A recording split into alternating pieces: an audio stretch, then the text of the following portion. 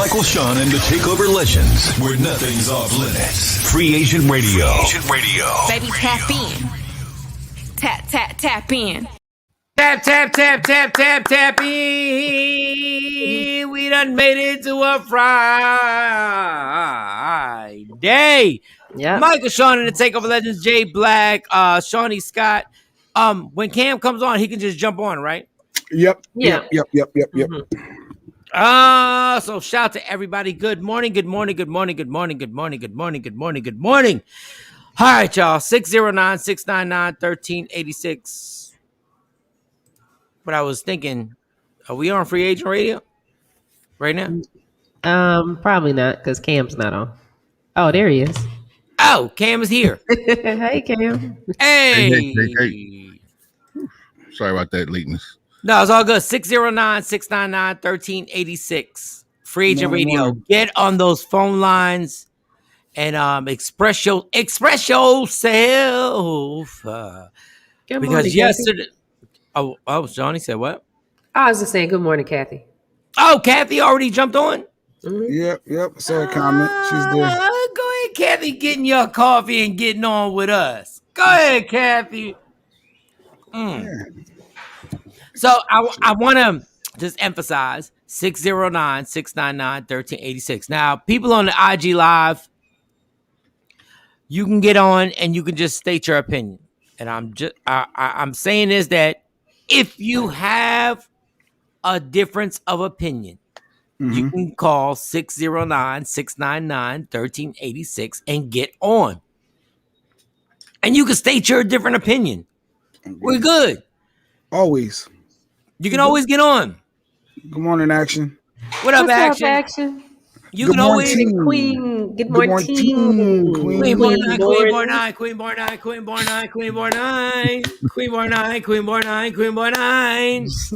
You can always get on and state your damn opinion on here. Say what you got to say. If you disagree with what I'm saying, get on here and say what you got to say. What? So you always taking their phone? Okay, I like that. Yeah, take every single phone call, if you're on Instagram Live right now, the number's right there, 609-699-1386. Good morning, beautiful people, right back at you. Good morning, Taria. Taria. Good. I was trying to pronounce that. Nice job, Shawnee. Nice job. Taria. That's why I said good morning. Yeah, Taria. actually, that's a nice name. Taria. I like that. Taria.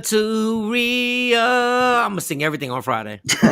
He belongs to a something. It's a feel-good Friday. Taria's a feel-good Friday. I got to make it with my friend, Dr. Smith. I got to make it because Dr. Smith is on today. Yeah, and I'm going to miss it. Oh, man. Y'all know, because you know why Shawnee going to miss it? You know why Shawnee going to miss it, y'all? You know why Shawnee going to miss it? Why? We'll go at her neck right now. Do you know why Shawnee going to miss it? I'm going to go at her neck. I'm going to go deep in her neck right now. You know why she going to miss it? Because she's a good effing mom. That's why she's going to miss it, because she's a good effing mom. That's a great reason. Being a good parent. She's a good freaking mom. Aww. She is for real. Don't give me that Shawnee. You are. Thank Don't you. give me that. Thank you. That's what I'm talking about. Shawnee's like, my child is about to be an Olympian. That's what she said. That's what they both said. So. We're gonna manifest it. We're manifesting right now. But the dopest thing is that even doing all that stuff is like, it really is dope. It really is dope. And I know people, before you have a kid, they are the ultimate blessing in the world. They are. When you have a child, normal people, you will never know what life was like without your kids. You will never know. I don't know what life is like without Amani or Kayla and Autumn. Let's understand. There are some obstacles. There's some things that you got to do. And you love your kids. You kill for your kids. You die for your kids. But damn it, sometimes you like, oh, God. We got to do this today. You said die for him? Wait, okay. Like, is that like die, like You dead? Yeah, say like die. Yeah. you say the weirdest stuff sometimes. No, Kev. I'm You say the sorry. weirdest Go stuff. ahead. You say the weirdest Just, stuff. go ahead. He meant play die, not a real Yeah, die. okay. Cartoon die. Go ahead. Let me go up to one of your kids and do something Nah, disrespectful. I'm playing. Go. Jamie doing Jamie weirdo. I hate when he does weirdo. Weirdo on purpose. He be weirdo on demand. It's the first dude that would call the troops and be like, "We have to all go to jail today." You see, Action said, "Look, they are abducted until they become teenagers. Then that's when the real world begins." Man, shout out to Action, Uncle Action, and Aunt Sherry because they said, whenever you want to send the kids over, we got a pool date for them. I said, whoa, next week they coming. I ain't mad at you. I ain't mad. They will be on the way. Especially at the age that your kids are at, and because Shawnee's so influential, which she should be. This is dumb to say. So influential in their life that Shawnee takes all. It's like everything. The world. She is the sun. Everybody else is the just planets around, and she's like, "What we gonna do? We gonna do this. We gonna do that. We gonna do that." So when somebody says you can send the kids over, go ahead, got them, got them. Mm-hmm. Got them. All right. I want to once again 609-699-1386. If you're on my Instagram live, make sure you get on here. If you're mad, if you're happy, whatever, say it. Just get on the phone lines because I'm clearly always open to anybody who's mad or happy. You can get on the phone lines.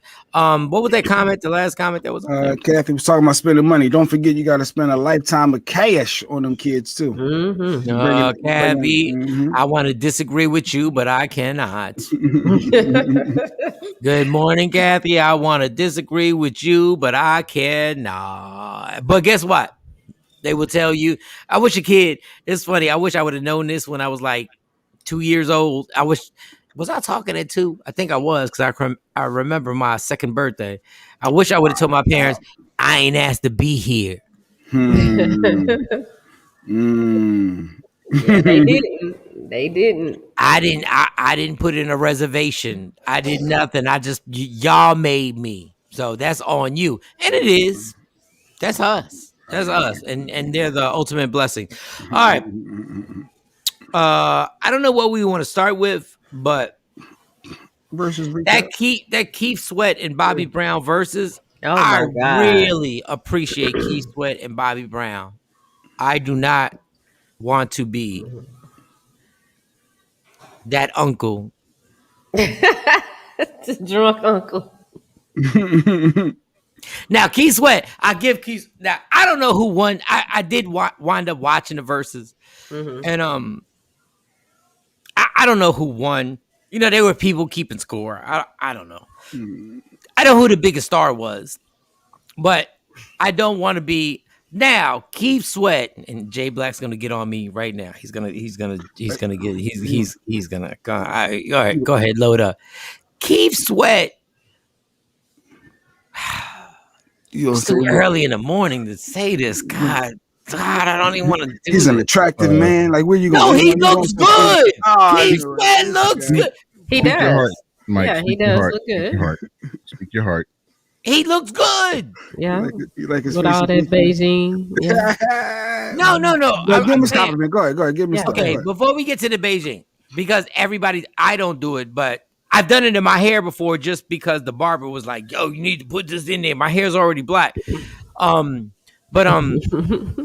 just in his clothes and what he wore and being able to be physically active on stage and stuff like that. You know what I'm saying? Like, that's what I thought was dope. Yeah, for his age, he definitely was moving around. He showed some youth. Isn't he like 58? Yeah, and Is I it 58 or 68? I don't know. He's not 60. No, he's not 60. No, 58, maybe 58. He's 58. My thing was, if he had to do a concert at that point where he sang every song, he could have done it. And most of these, all right, let me not say most of these. Let me not be that dude. A lot of these R&B artists right now, male R&B artists, couldn't do what he could be capable of doing vocally. Like, well, he was touring up until the pandemic. Yes. So it wasn't like he wasn't out there. Yeah. So now Bobby, is one of my favorite R&B artists ever. Bobby is one of my favorite R&B artists ever. But Bobby's been through a life Yeah. that can't nobody handle. But with Like, action, just the stuff we know about Bobby. Now think about this. Everybody in your boxes right now.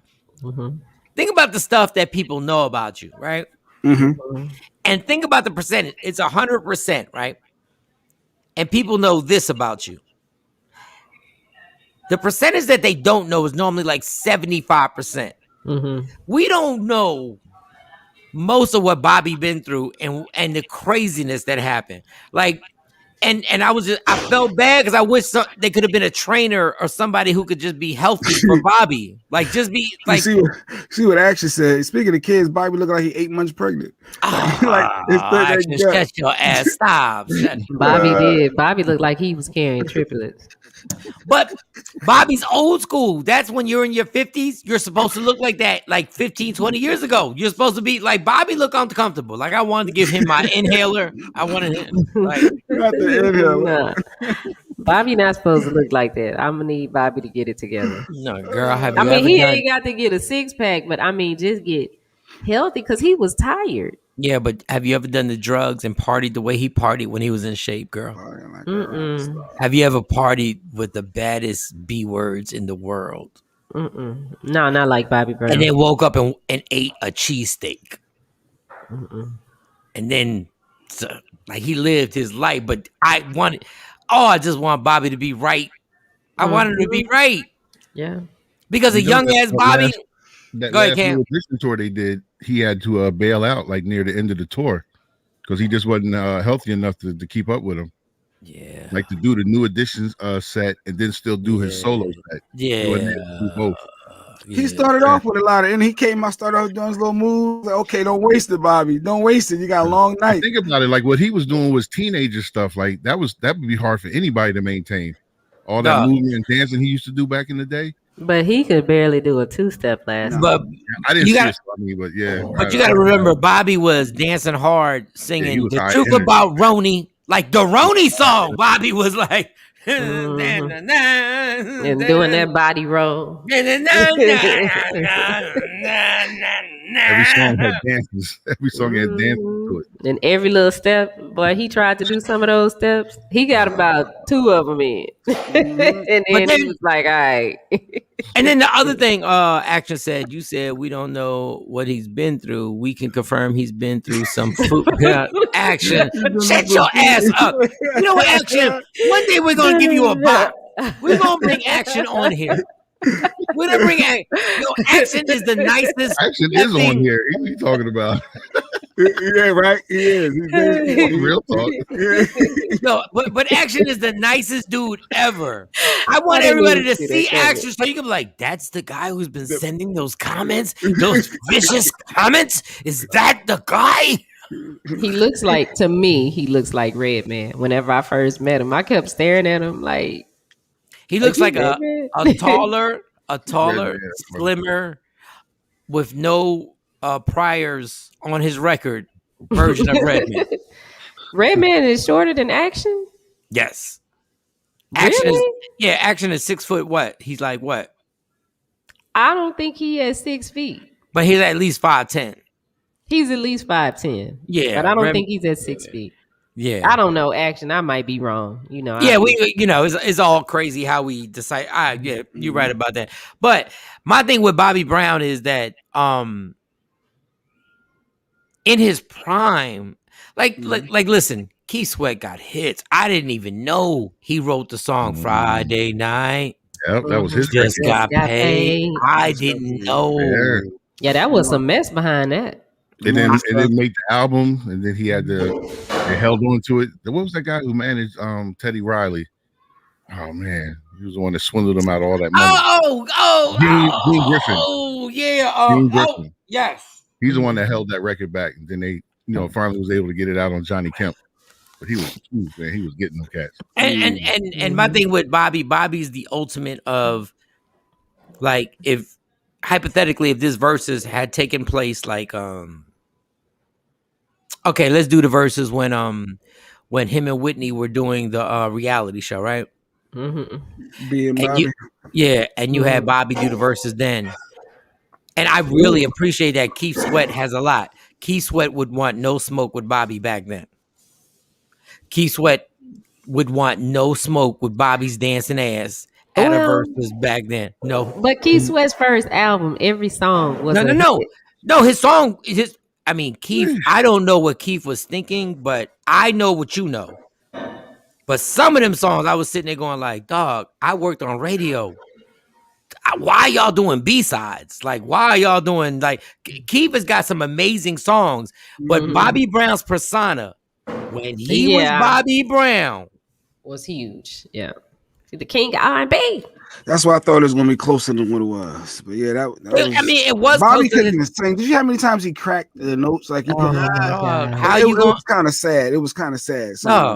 How you going to sing when your entire life, first of all, you are an average or slightly above average. I'm doing Bobby a favor right now as a singer in your peak. Vocalist at your peak. You were slightly above average. And then you go through years of partying, smoking, drinking, partying, smoking, drinking, no sleeping, partying, smoking, drinking, partying, smoking, no drinking, and he is legitimately an old school artist at heart. He's one of them cats from back in the OJ's days where they just smoked and partied and nobody had any health etiquette and everything like that. So I did feel bad for him, and I think Keith Sweat was a little slick. He talked a little slick. He talked very slick. But it seemed like it was all love. It was all love. Yeah, that's what I thought. No, Keith he had them first 3 quarters of the game. It was all Keith. I was like, man, this is crazy. He getting blown out. Bobby had a great 4th quarter though. He pulled it out. Bobby got hits and stuff and it all is all subjective. I just wish that Bobby Brown was really cool with Johnny Gill, like really cool, and could have been like, yo, Johnny, when I do certain songs, you already see, I'm a little out of shape and everything. Is there any way you could sing? Little Milli Vanilli for me. Come on out. It's like wrestling. You tap in Johnny Gill. All right, Keith, you want to talk all that? You want to pop all that singing stuff? Because Tank sang for 7 seconds, and Tank sounded better than everybody. Than both of them. Everybody on the show. Who decided to bring Tank and Pleasure P? Pleasure P was out there. And Tank, I love the old school Tank. I love the fact that Tank is like us. Tank's like, don't sing to me, sing to them. What are you doing? Like he was like singing his love song to me. I already got these rumors out here. Keith Sweat was gay. Let's get these. Don't be doing that. Let me sing. Keith was kind of weird with that singing. And walking all up on Bobby, talking about, hey, I'm like, he was too drunk. Don't let him pick up the cup no more. He didn't need no more. So they were in the same venue? They were in the same venue? They were all in the same venue. Okay.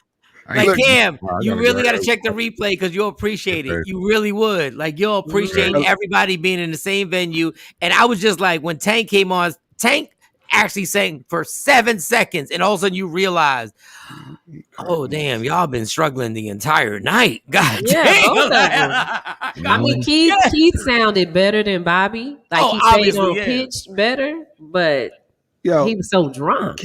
Keith was drunk. At one point he said, hey, I'm taking my time. I got mine already. He got his check already. I got mine. Mike, you know how it is, Mike. You get to that point, you don't even care. I was cool with that because I realized he was like, he had copped the check. Then I realized how many royalty checks he gets. And then I was like, when I started realizing in my brain, a Sweat Hotel too. He has a syndicated show. He got a syndicated show. And in my brain, I was sitting there going like, yo, first of all, I don't know why that just got paid. F my head up. I was like, that was you. And Silk. He wrote most of the songs. And the Silk. And then you just like, when I just wanted Johnny Gill to be a big brother, and just like I wanted Johnny Gill to come out and be like, yo, stop picking on my dude, yo. Said, woo, woo, woo, woo, woo, woo. Tank, I ain't gonna lie. Pause button. Tank came out there and said he did like 6 seconds, and I was like, he like all of a sudden the thing opened up and I was like, oh damn. Yeah, we got some singing for real. Some singing. I said, oh, y'all can play what y'all want. Y'all can try and play tank and your little captions and all your little thing. And I said, oh, and he looked like he can fight. I said, oh, and he can beat everybody. And he got Bobby to dance. So when they did my prerogative, he got him to do the little dance. And then my favorite part was when they went to break and Cassidy was like, well, y'all are doing so good. Maybe we could just keep on going, but we supposed to take a 5-minute break. And Bobby said, we taking a 5-minute break. Shit, it's hot. He said, I'm hot. And he walked off. They said his shirt was sticking so hard from sweat, he gonna need help taking it off. The comments was vicious. But I'm just saying, y'all, like, if you got to do something like that, maybe I'm speaking from my humble perspective, because I'd be like, that's such a big moment. But Bobby Brown has been around the world in front of 50,000 people his entire life. So when somebody says you're going to do verses, if somebody tells me I'm going to do verses, I'm in the gym. But if Bobby Brown is told he's going to do verses, he's like, all right, cool, we'll do it. What's the check? Because I'm thinking, maybe you should have just got a little cardio in. But then I keep forgetting, I've never been one of the biggest stars in the world. So as much as we love verses, Bobby Brown is not looking at verses the way we're looking at verses. But like he was going to be up under all them lights. Like, when you get on the stage, all them lights. Yeah, and wearing that fitted alone is going to make you sweat. His first outfit, it looked slimmer because he had on all black. It was the white shirt that made his stomach look even bigger.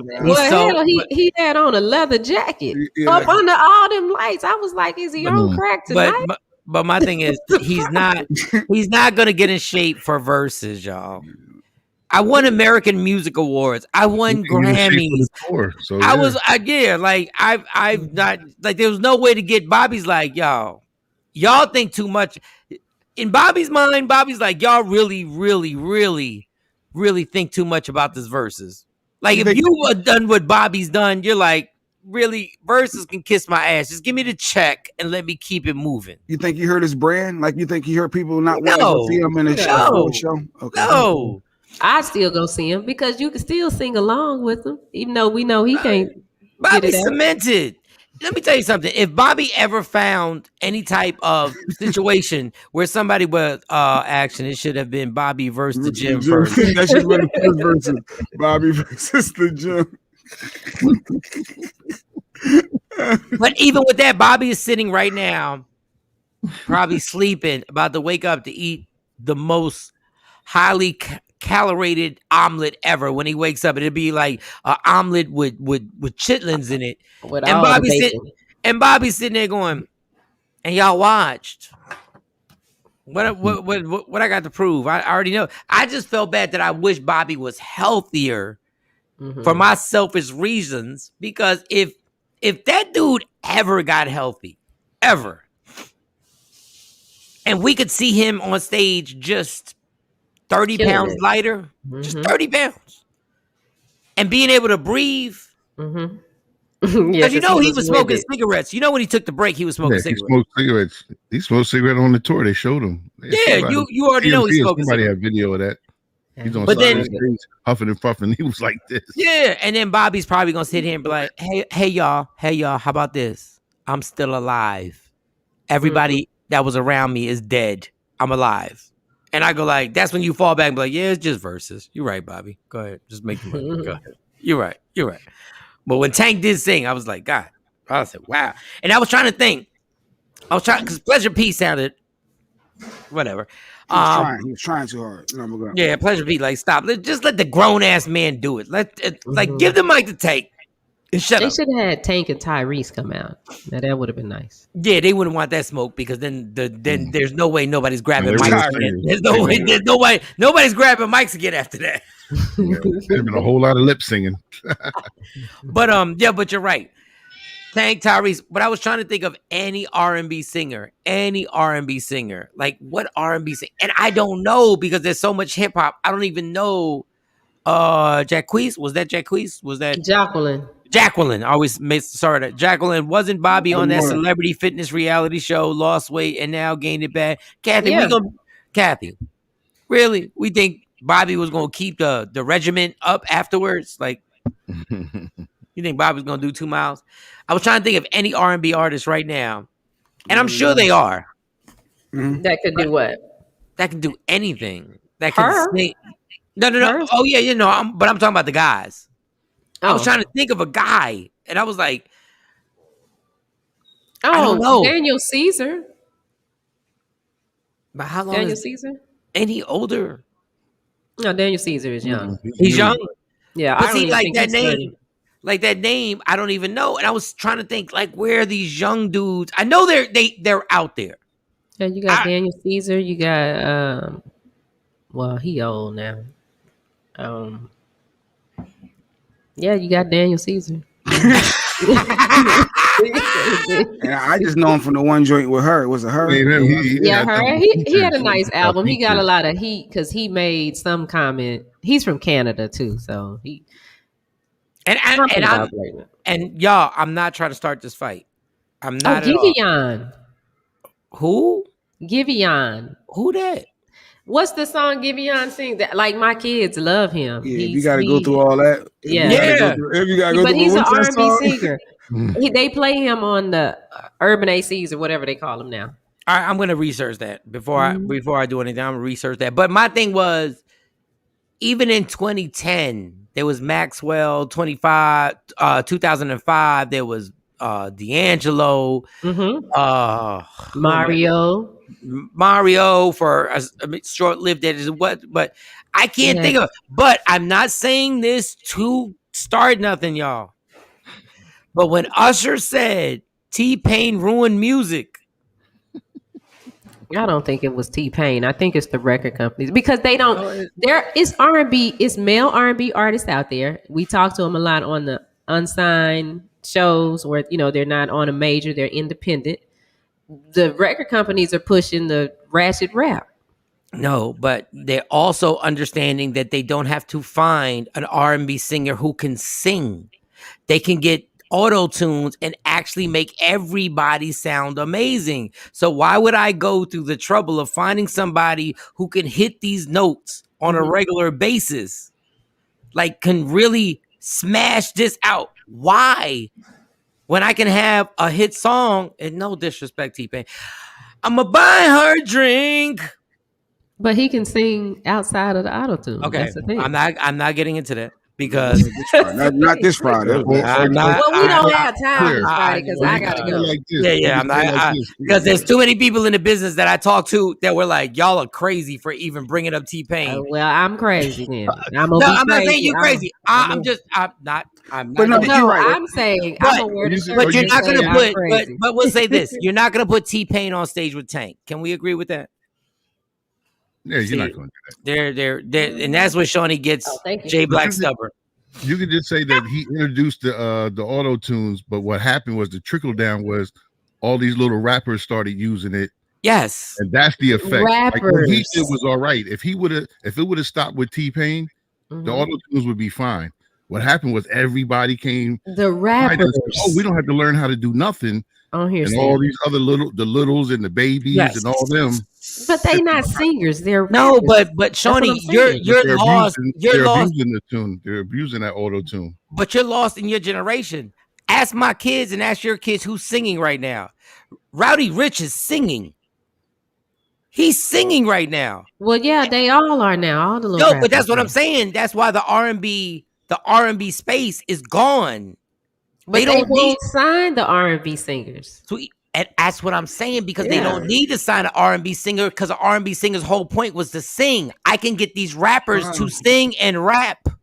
I can get Drake. I can get Drake to sing and rap. I don't need to. I don't need to go and be like, go to a talent show and be like, oh my God, his voice is amazing. So what? We don't need a 9 on a voice. We need a 6, and we can make you sound like a 10. No, and you need a 2. And you can rap. And you can rap. No, good point. I'm thinking now. There's no R&B groups. There's no R&B male singer. Yeah, you're right. Like, who is that? Nothing. Yeah. Where's that B2K? Where's that? Or those. either they rap and sing if they are. Yeah, but it's one little guy we just met that's the less hot. talent you have, the more control the record label has. People who have talent are hard to direct. If you have no talent, the label can control how you move. Boys the Men, Jodeci, I didn't even realize that. It's all done. There is nobody that has to sing anymore. It's all the end. I keep bringing Rowdy Rich. I actually like his album. I listen to his album. Mm-hmm. I actually like his album. So I just bring him up as an example. But obviously he can't sing. But it's done. Until somebody, and the females are the ones holding it down so crazy for R&B. The females are they're the last hold on trying to still have R&B music and the hers and what was the other girl's name? Why did it just slipped my head? Janae Aiko. Well, like them, even that I like her. Her is good. I give her R&B. Oh, Jasmine Sullivan. Jasmine Sullivan. Yeah, Jasmine Sullivan is amazing. Jasmine Sullivan. But we don't have enough of them because it's the same thing with the girls. They put that little thing on their voice, and all they have to be is light skinned and cute and can wear, But Jasmine can actually sing. Jasmine, yes, can sing. The house. Jasmine can sing. Stephanie, I missed it because I knew it was going to be not good. Mind you, I love both of these guys. I didn't say it wasn't good, y'all. I didn't say it wasn't good. Like, it was entertaining and it was good to see. Like, Keith Sweat had super moments. Mm-hmm. And Bobby, even with his but Bobby knows what to do. Mike, what if I was T-Pain? I would have told Usher, Chris Brown stealing the food out of his mouth and took your spotlight. Listen, Dave, T-Pain can do whatever he wants. That's what he should have did, though. He's never stealing food out of Chris Brown or Usher's mouth. No, he said Chris Brown was stealing food out of Usher's mouth. That's what he said. It wasn't even in the same lane, but back then they were different lanes. Now everybody gets thrown in the same thing with R&B. If you sing, you're part of R&B. But Usher and Chris Brown, you don't think they're in the same lane? No, but Chris Brown at the time was doing them up-tempo songs and dancing, and Usher was, you got it, man. You want? I sound like Bobby Brown. Hold up. You got it, man. Simmer, chickens, and bump. Sorry, Uncle Mike. These are my confessions. Even no, there was one part where when Bobby did the Ja Rule song, I didn't know that Ja Rule song was that hot. I really dissed that. Thug Lovin'. Yeah, I really did not. Everybody was on the 50 bandwagon then. Yeah, I was not. And then when that song hit, that wasn't a bad song at all. That wasn't a bad song at all. I played that. Was a good song. I played it. Yeah. And Bobby sounded more comfortable doing Ja Rule's part. Like Bobby sounded perfect. That's funny. Bobby sounded perfect. And Keith Sweat was getting drunk early. He was like, and had Ciroc in a wine glass. I said, oh my God. That's that grown man. That's that grown man. Country Negroes. But he from Harlem. Yeah, he's from I don't care where he from. Just wherever you from, you can still be country. It's country you right everywhere. you right for real. Cause he had his Frank Lucas from Harlem. He was down south with him. He was Frank Lucas. I was like, that is the uncle at the cookout. Like he would fit in. He would have fit right into our family reunion. And that's what obviously I didn't want. I like the fact that they show love to each other, but because Bobby has been through so much, Bobby in his prime would have snapped off on some of the stuff Keith was saying. But because Bobby has been through so much, Bobby's on his like, it is what it is. Mm-hmm. You would have said that stuff to Bobby at 32. It would have been over. At 32. Verses would have been over. Like Bobby would have been like, what? That's what we doing? He would have hit prerogative so early. Just play the goddamn song. Like, everybody's talking all, and you would have been like, it's my prerogative. He would have done every little step you take off the door. But Bobby was like, so I was like, damn. Like I did push-ups and sit-ups after that because I'm like, I don't want I don't want to go down like that. Like Cam walked an extra mile and a half this morning because Cam was like, nope. I didn't see it, so I don't know. When we do our tour, Rodney's talking to you. Rodney, what up, Rodney? What's going on? I'm sorry to cut up the fun, but I gotta go because we gotta Shawnee, get tell your daughters here. she said good luck. Even though they don't need good luck. God damn it. They don't need no damn good luck. Go win. We will see what happens, and hopefully it won't start raining, and we can get this done, and I don't have to spend because it's raining right now. But they still will throw in the rain as long as it's not lightning. So as long as it's not lightning, what type of gangster? As long as there's no lightning, they still have to throw in the rain. I'm like, all right, let's make them Junior Olympics. Go ahead, girl. All right, see y'all later. Bye. Thanks, God. And then when she comes back, she'll be like, "We lost another friend." I'm like, what happened?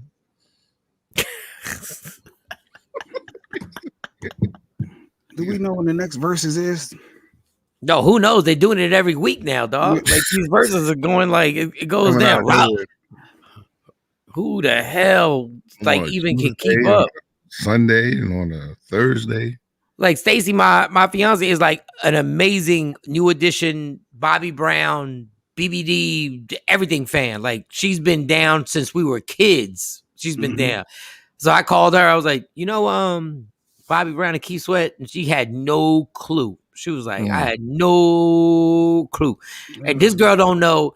Stacy ain't the one who knows all the hit songs. Stacy knows the songs that I didn't even know were recorded. I'm like, she'll ask, what's the name? What's the little release? No, what's the little thing you yell at and she plays the music? Alexa. She be yelling songs to Alexa by New Edition. Alexa be like, huh? Like Alexa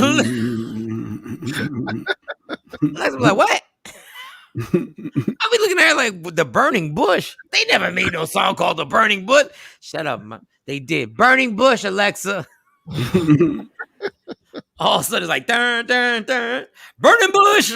Like, what? Good morning, Mark. That's funny. Good morning, Mark. So I mean, with the Keith Sweat, Bobby Brown, did we do enough on that, Jay Black, or is there something else? I think you covered it. I think you did a good recap. I'm looking forward to the next verse. I'm watching and supporting them all. I think they all dope. I think it's good for the culture. It's good for the people, and it's good memories, good fun. So and they had over 400,000 on IG alone, not to mention all the other platforms. So they pulled some good, solid numbers. All right, Jay. I'm not trying to start nothing, but can we stop saying it's good for the culture? It is. It's fun. It's memories, Mike. It's feel good moments. All right. Maybe you're right. I'm gonna leave it at that. Maybe you're right. I just think it's this marketing and Alexa. Like I don't recall this information. Good comment. Nice stuff. It can't get on the Instagram Live. All right. Nah. I ain't mad. Like, God bless. We got Fearless coming on. Dr. Smith coming on. Temple University professor is going to come on. Yes. And I'm going to have to apologize to him for arguing over it with T-Pain and Usher, which is still stupid dummy. But Shorty. So, yes, the doctor's coming on in about 10 minutes. But before that, we was talking about Shawnee in the Olympics. Did you hear in the news the other potential Olympic star that may not be a star now? Yeah, what is her actual? It's Sha'Carri. Yeah, Robinson. Her IG go by Kari Robinson, but yeah, Sha'Carri Robinson. So and she is one of she's a beast. Like when you look at her and you look at FloJo, Google her. FloJo was one of the most dominant Olympic female. I hate always saying female, but dominant track stars ever. She was a trendsetter. Her outfits, the way she wore her nails, her hair, and she destroyed the Olympics. And now Stephanie said Cam looked nice and blue. Stephanie, if you don't shut your horny ass up, if you don't. Thank you, Stephanie. And ignore Mike. Thank you.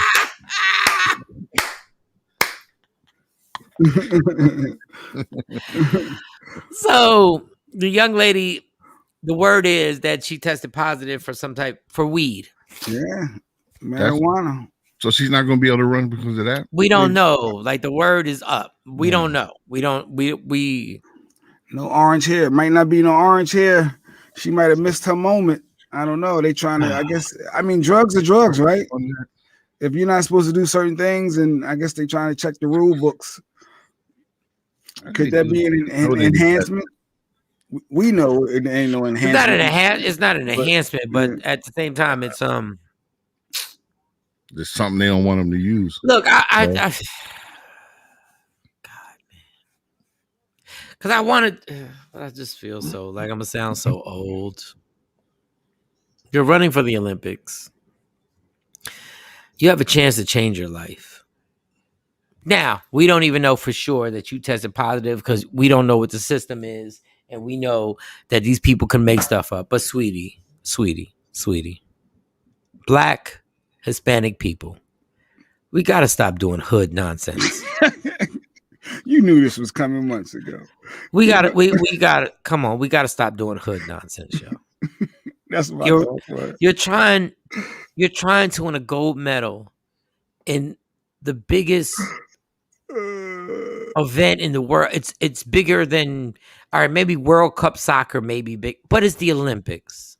How about this? It only comes up once every 4 years. You can't fall back for a year. You know what I'm saying? And then come from the next year, and then spend the year just not dealing with it. And I know, and on her behalf, there are probably people around her say it's legal where she's at. Yes. Why would you blow it? But there are probably people around her. There was probably people around her who said it's legal here, so it's legal. And they had no information. Maybe. I'm sure your coaches had no information that the international board would be able to go like, no, that's still illegal. But come on, come on. First of all, my people. Anybody who passed her that blunt, you are the worst person in the world.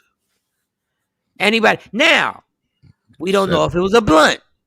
It could have been one of them edibles. It could have been medical. It could have been medical. It could have been any types of stuff. So that's why before I do my little, maybe there's something else. But you still check, even if it's medical, you check, just like you were doing a cooking show and they put alcohol in the food when they're cooking. You made sure, you know what I mean, beforehand, before you do your research. Hey. But I'm a lot older than her. This girl's a kid. And if she got people around her saying, it's legal here, like it's legal, and nobody from the Olympic, I just don't want to bash this girl simply but God, like sometimes. God. I mean, she ain't got clean friend or auntie that clean to give you some peace. No, it's the Olympic. People, you got to understand, it is so crazy for those who don't know. When they say random testing in sports, when they say random testing, they got her in the control she is now. Yeah, that auntie's the same chick. Same chick. I need pee on deck. At any moment, Cam. I need your urine just in case. Stay ready. Cam. But the problem is, they will hit you. There will be a bunch of white people that show up at your spot at 2:00 in the afternoon on a Wednesday. That's them random things, and they just pee. All right, I need to keep it on deck in the heater. People do that when you got your parole and you meeting your POs and all that. I've known people to take little baggies of pee that kept it warm, and it's possible. But I get what you're saying. Why even go through all that? I get it. Why even? But I promise that pee. Why even take that chance? But I promise that pee that you talked about is not going to meet. Is not going to pass. You're talking about probation drug testing. You're not talking about the Olympic drug testing. That pee ain't passing, dog. Well, they want to watch you. They watch you anyway. Coming out. Yeah, they watch. You damn near got a pee in the official's hand. They show down 30-30. They watch you pee. Yeah, real talk, David. I have friends. I know people that went through bringing the urine, having it to their body, keeping it warm from out of the warmth and strap it to them. They go through all these extents. When's the last time you peed? Pause in probation for a drug test. When's the last time? No, I've never had to go through that portion of it. Dog, they stand next to you and there's a damn big ass 1995 computer and they stand right there behind in the stall or in the bathroom? in the stall, and they talk to you while you peeing, my dude. I can't. I gotta concentrate. I can't concentrate while you standing next to me. I can't. And they're like, okay, keep playing and there'll be a violation. Right. Keep playing. And they tell you once, because I've heard it. All right, you got one more time, then we calling your PO and you get a violation. That'll make you pee. Dad, Carrie, that's embarrassing. She was for the culture too. I felt people were supporting her. Orange hair, black girl magic. She's killing it. She's pointing at the time clock, running like I got this. Was it Usain Bolt style? Let's get it. And now you might not go because of some weed. I hope she does go. I hope there's some technicalities, and I hope they're able to make her be okay. You know, that whole, you got to be very careful. Black people, Hispanic people, on the ish we talk. You got to be very careful. Is she a stupid dummy, Mike? Is she a stupid? I think Stephanie was trying to lean into that. She's dumb for that. Would you classify her as a stupid dummy? No, not yet. I need to know the full story. She's in the waiting room. Good one, Cam. I'm trying. She's young, and I gotta go from where you know the influences that she has. It's not easy. I will say this: I watched two young kids that were probably like 8 years old playing football, and they had the helmets on and everything like that, and they were talking trash to each other, and the defensive back stopped the receiver from catching the ball, and it struck me that what they were good at was literally talking trash like the professional athletes. And I was like, so we got these kids at 8 years old already talking ish? Like there was a buildup. Like everybody looks at Usain Bolt point at the time. That was after like 10 or 12 years of grinding it out to get that good. Now we got these kids talking all this. I'll give you the one that really bothered me. There was one thing on Instagram and YouTube where a defensive back was covering a receiver, and the receiver caught the ball, and the defensive back went to put his hand out to give him a pound to be like, yo, good play. And he smacked it away. Shit out of here. And I'm like, that's not manly. That's bitchy. If a man reaches his hand out to say, good play, you go back and say, dope, thank you, dog. And you keep it moving. But in sports, you're in your feelings. It's emotional. It's passionate. You ain't always got it. I ain't about that's bitchy. That's just like not in that moment. I'll give you the perfect example of bitchy. Patrick Beverly. Bitchy. Who's Patrick Beverly? Patrick Beverly from the LA Clippers after the Phoenix Suns won at the end of the fourth quarter. What'd he do? Chris Paul walks by him, and as Chris Paul's walking, he gives him a look and he does say something. He's walking. He has his back turned to Patrick Beverly, and this grown-ass man with two hands pushes him in the back and lays him down on the ground. Yeah, I want you to look at that, Jay. And I'm like, that is, and the fact that bench player didn't punch Patrick Beverly in the face is ridiculous. But I'm saying this is the whole culture we've created. He's Chris Paul. He's irritating. You may not like him. Patrick Beverly, you're a bitch for doing that. You're not even in the same world as Chris Paul when it comes to playing ball. You're not even in this. Yes, you're not even in the same universe. Yeah, NFL players act like that. Like we are more the gratification. Watch a basketball game on ESPN or watch the highlights. We won the game, but somebody dunked on me. But we won the game. But all we worried about is that he dunked on me. The highlight. Trying to make me out of a poster. We won the game. So these cats. You know, my basic problem is when you watch Deion Sanders play in the NFL. Okay, but you didn't watch him as he built up to gradually be allowed to do this. You cats are starting at 9 years old, popping off. Like, y'all starting at 9 years old, popping off. Like, these high school players are killing me. Ice grilling people and doing all this buffoonery and dancing and dog. You know what's funny? I want all those clips on YouTube. This is what I want. All those clips on YouTube of you high school players talking all that nonsense, all that dancing, all that in somebody's face. All I want is to have enough money to have cameras follow you. So when you're 25, where are you at? Where are you at? Like, God, like, we gotta really slow down on this. We really do. The fact that LeBron does pop off. But, dog, do you know there are players so much less than him that pop off so much crazier than him? Like these medium level play. Patrick Beverley. Why is Patrick Beverley popping off, dog? First of all, the fact that they didn't bring Rondo in for the Clippers, sports talk, too much sports talk. I know, real quick. The fact that Rondo was on the bench and they kept your ass in. Ty Lue, I love you, but that's ridiculous. But yo, it's the mediocre level B. They got feelings. All players. I mean, I'm getting paid too, and I got feelings. I'm investing in. You're the not game. Getting paid as much as me. Shut up. No, I'm not talking to you, Jay Black. I know. But hey, I'm in the league. I'm here. I made it. I ain't the captain of the boat, but I'm on. So that. you really didn't see the push on honestly, it was so disrespectful. A part of my thought was thinking, well, if Chris Paul wasn't so fragile and fell, maybe it wouldn't have made news. No. It was that bad of a push. No, Jay, it's like you turn your back to me and you're walking off, and then I come with two hands. Like, you have no idea. And you have no timeout. A timeout has a timeout. Called, no play, nothing. And he's going to be suspended for 2 games next year. And they're fining him. He took 2 hands and pushed him. And the white dude, the white dude who sits the bench, watch him do that to the star and didn't punch him in his goddamn face.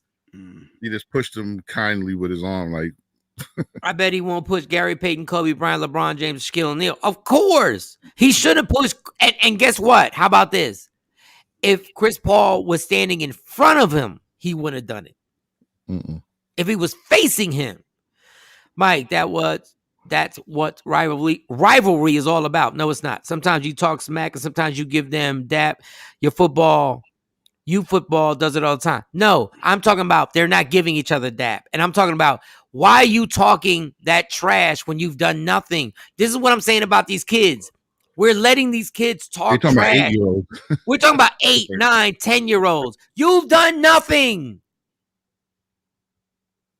The greatest thing, the hardest thing to do, the hardest thing to teach kids, it's easy to talk trash. It's easy. You know what the hardest thing to do is? To show your opponent respect. That's the hardest thing to do. Because guess what? When you lose, the hardest thing to do is for Kobe Bryant to go up to Paul Pierce and to go up to Ray Allen, shake their hand and say, good game, congratulations, y'all won a championship, but I'm going to get your ass next year. That's the hardest thing to do. Showing respect. Okay. That's what, and we're showing these kids. We don't show kids. Like when I told you about the part where the defensive back slapped the ball down and the receiver was telling him, good play. 2 black young men. I'm telling you, good play. And he smacks his hand because he knows that's going to look good to the masses. Oh, he smacked his hand. He didn't give a F. I'll give you another perfect example. Cam Newton is at a football camp. And a 14-year-old, 14, 15-year-old. This is Cam Newton. He's gone to a Super Bowl. Made over $100 million. Won a college championship. Has been an MVP in the NFL. And that kid from Philly, you know what he wanted to do? What? Talk trash to Cam Newton. Not ask him for advice. Not ask him, sir. Yes, sir. The word is sir. What should I do? You know what he said? Oh, you going to be out the league. You ain't got a contract. Trolling. Dog. Like Kendrick said, be humble. Like this is a guy. This should be an icon in front of you. But the culture is so crazy that he wanted to go at Cam, and then the young boy catches hell, and then everybody's like, "Oh, he's overwhelmed." No, that's what you want to do. Mm-hmm. Like, come on, man, come on, stop. Well, Stephanie, Kathy, you're right, but it's not good to teach or allow kids to be disrespectful. Have respect for all games. No, and the parents are the worst. Not talking about you, Kathy, because I don't want to get into this whole thing because I know people got offended yesterday. That's the whole thing. The parents are so it's like ridiculous. Respect the other opponent. You want to beat their ass. You want to win. You want to win. But that's what I love about boxing. Two boxers will punch each other in the face for 12 rounds and try and break each other's ribs. And then at the end of the fight, you know what they do? They hug it out because they know how hard it was to do what they did. Anyway, we got Dr. Aaron Smith that's coming up, and there was something. We didn't do the road rage thing. So we come back later on. We can hit on that after. What time is Dr. Smith coming on? Right now, actually, we could take a quick little break, and then he's in the waiting room. He's ready. All right, quick break. We'll come back with Dr. Aaron Smith, and we can talk about a bunch of stuff. But what we won't talk about is T-Pain and Usher. For those who watch the show, we will never talk about. We will never talk. We will never use the letters T ever in our conversation. So Dr. Smith can't say the. So this will be a short break, maybe a little clip and a little song, and we'll be right back. Yeah. Michael Shawn and TakeOver Legends. Yeah. What up, y'all? It's Michael Shawn from Michael Shawn and the TakeOver Legends. And just in case you missed the show, check this out. What was the lowest point where you were like, I don't know if I can get out of this? Like, what was the lowest point in your life where you're like, I think I've screwed up so much that I can't lift myself from this guy? Well, it had to be when I was in jail, and I had a new baby. And I was in jail for months for bank robbery. And I'm doing a documentary. Y'all think you know, but you don't really know. No, we don't know. Go ahead. Just out of curiosity, when you said robbing the bank, was it the Cleo style from Set It Off, or was it the pass the note? Like when you was robbed, like what did you pass the note, or when you came in there guns a blazing? Everybody get down. I worked at the bank I robbed. Inside. I just took the money and went like this. Michael Shawn and the TakeOver Legends. Your escape from reality. Right here on Free Agent Radio. We the Worst Records, baby. About to ruin another perfectly good song. Yep, true story. Used to date this girl. One night she got in my car. She just wanted to argue. She started talking bad about me. She started talking about my nose. Coming for me. I'm sensitive about my nose. So I had no choice. I had to make that walk. Make that walk. Walk your ass home, girl. Just keep going. Hope she get lost. Don't let me your thought. True colors. I never ditched the chick before. I apologize if you live too far, but I made that walk. Made that big walk. I guess you know where she's going. Yeah. Know you wanna fight. I can see it in your eyes when I pick you up at your front door. Matter of time, there's no reason for this fight. Tell me something I ain't heard before. Oh, I've been dealing with this shit, and it's about to be on. Stop talking all the shit. Oh, she won't. So I made that walk. Made that walk. Walk her ass home, girl. Just keep going. Hope you get lost. Don't let me your thoughts. True colors. I've never dissed a chick before. I apologize if you live too far, but I made that walk. Made that walk. I guess you know where she's going.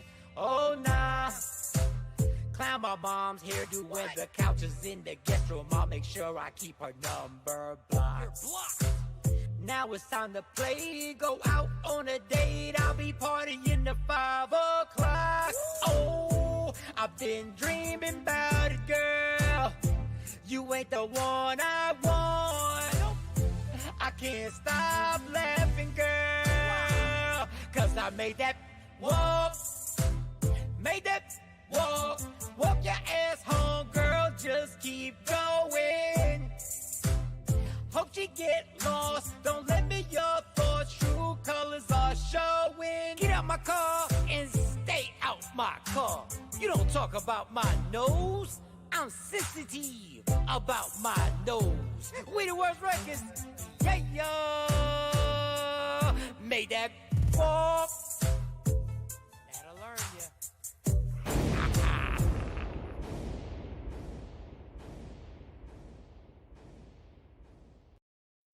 Don't never stop if you wanna be on top. Yeah. Tap in. Tap in. It is Mother Friday. Michael Shawn and the TakeOver Legends, DJ Cam, J Black, Shawnee Scott had to go and be a good mom. Thanks to David Burns. Thank you for that. He put laugh out loud. This is my video. Made that walk. Make that auto tunes walk. I'm sorry. Go ahead. And that's the problem because I made a song. Help mess up R&B. Good job, Mike. I am part of the problem. I am part of the problem. You're on that list. I am on the list. They're like this fraud. And I am a fraud. I am a fraud, y'all. I am a fraud. I admire people. I am a fraud. I look, I fess up to it. Okay, Shawnee Scott's being a good mom. Her kids are she's got kids actually trying to qualify for the Junior Olympics, which is absolutely amazing. So we need to acknowledge stuff like that. We need to understand how hard it is. Like she went out there for like hours yesterday and it started raining. They said, you got to come back the next day. And she was like, cool. So shout to her, shout to Sexy Mo with allegedly later on. And shout to somebody who I have to apologize to. One of my dear friends, one of the friends that has been, we've had arguments. Listen, we had an argument one time in the studio and I didn't know, I had no insight on what he would do with the rest of his life. And I said Tupac was overrated and we had one of the most heated debates in the studio. I forgot about that. But I had no idea. Dr. Smith went on to be a professor at Temple teaching a college class on Tupac Shakur. So at that point, when he does that, he won that debate. Like he won. Like he won. There's nothing I can do. Dr. Aaron Smith, y'all. Dr. Aaron Smith. Dr. Aaron Smith. Good job, Doc. Good job, Doc. No, real talk. I gotta just I gotta put my hands up. It's like, yep. Oh, you did? Okay, you didn't smack his hand when he put his hand I ain't smack when he got no contract. I was like, and I think that day I was just trying to instigate him because I don't think Tupac Shakur is overrated.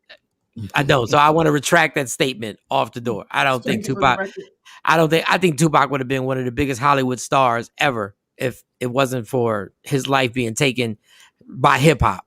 I know people will get rubbed the wrong way with that, but I honestly, thought it was crazy when they said he was being considered for Independence Day before Will got the part. Before Pac's death, when they were putting Independence Day together, Tupac's name was one of the names they were considering to star in Independence Day. So not just the whole thing about Menace to Society, but he was also going to be in Independence Day. So he was on that track to really, because the fact that this guy was really an actor, and nobody would ever have known that because it was so overshadowed by how powerful his rap career was. But the fact that this guy was doing actual plays in high school, like some William Shakespeare type of stuff. Like not saying that William Shakespeare is the end all be all or whatever plays they were doing. But anyway, I got a ton of questions, but I know Jay Black has something off the door that he wants to ask you. Oh yeah, we wanted to actually. I got a couple of clips I believe related. So there was this. Oh, we got clips. It's things called. A lot of people was upset with this critical race theory, and I wanted him to. I saw people falling out and having meetings and getting arrested. And hold on, where is it at? And I wanted to get him to the doctor to actually break down what exactly is critical race theory. But let me go ahead and run this clip so we can get an idea. Give me a second here. Oh, I would have kept talking. I would have led into it because I know you're doing two things at one time. But Shawnee, it's funny because Shawnee Scott can do that. She can do that. Be quiet. Here we go.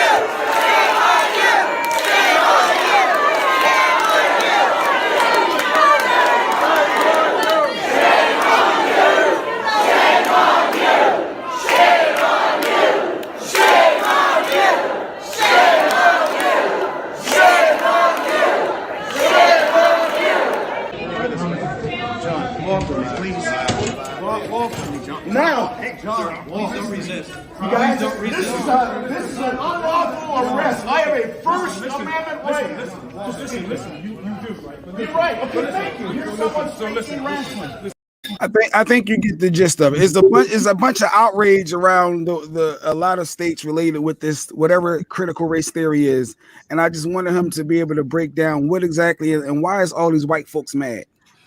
Yo, first of all, I just want to shout out the two different Americas. Like, we cannot do that anywhere in America. Like, as a black man, I would have been beat down so crazy in that situation in an organized, structured meeting. If I was to stand up, rush the front, and then after cops surrounded me and put hands on me, kept yelling louder than the cops and telling them what my rights were, I could have died. Like, I don't think people are acknowledging just how disparate the treatment is of African Americans and white Americans in 2021. There's not a black person in the world that thinks that would have went that way if they were there. Singing songs, yelling at police, like literally pushing your hands off them, like, oh, slap your hand down. Like, where do they do that at? In white America. So I think that part needs to really, like, this whole January 6th type, we're going to take selfies with you. We're going to give you probation. People got probation. If I ran up in a building today and took anything, and if anybody died as a result, they would have found a way to charge me with murder. If somebody watched me break into a building and had a heart attack, they'd be like, oh, it's connected. 5 people died January 6th. You got people getting probation. Literally, probation. You got people announcing their rights. But let's begin. First of all, Francis Scott Key, author of the Star Spangled Banner, virulent racist, third verse of Star Spangled Banner, no refuge could save the hireling or slave from the terror of flight or the gloom of the grave. So when Francis Scott Key was talking about them bombs bursting in red air, he was referencing in part the colonial marines, some of those Africans who went to fight on the side of the British for their freedom. So when he saw those bombs bursting in air, he knew that those colonial marines and the other British fighters were being killed, and he was celebrating these black people being killed, and he was like, no refuge could save the hireling or slave. So these slaves thought they could run and try to fight for their freedom. Now they're getting blown up and the rockets red glare. Oh, I'm celebrating. You can't never get no Jewish people to celebrate nothing about Hitler. Why can you get Africans to celebrate the death of other Africans? Next time somebody sings the national anthem, let them holler at me, and I guarantee you it's going to be a problem. I just want, Bill Maher is a host on HBO, and he has a show. He said, when Kevin Hart said racism is being showed in front of us more than ever, Bill Maher said, that is the dumbest thing I've ever heard.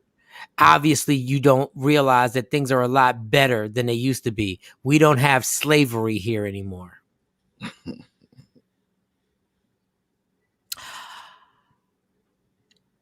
I can't tell. There's a good argument about the concealment of racism within the system of slavery. Even the revisionist history that talks about happy slaves like Gone with the Wind. Like, think about it this way. The majority of lynchings happened after enslavement.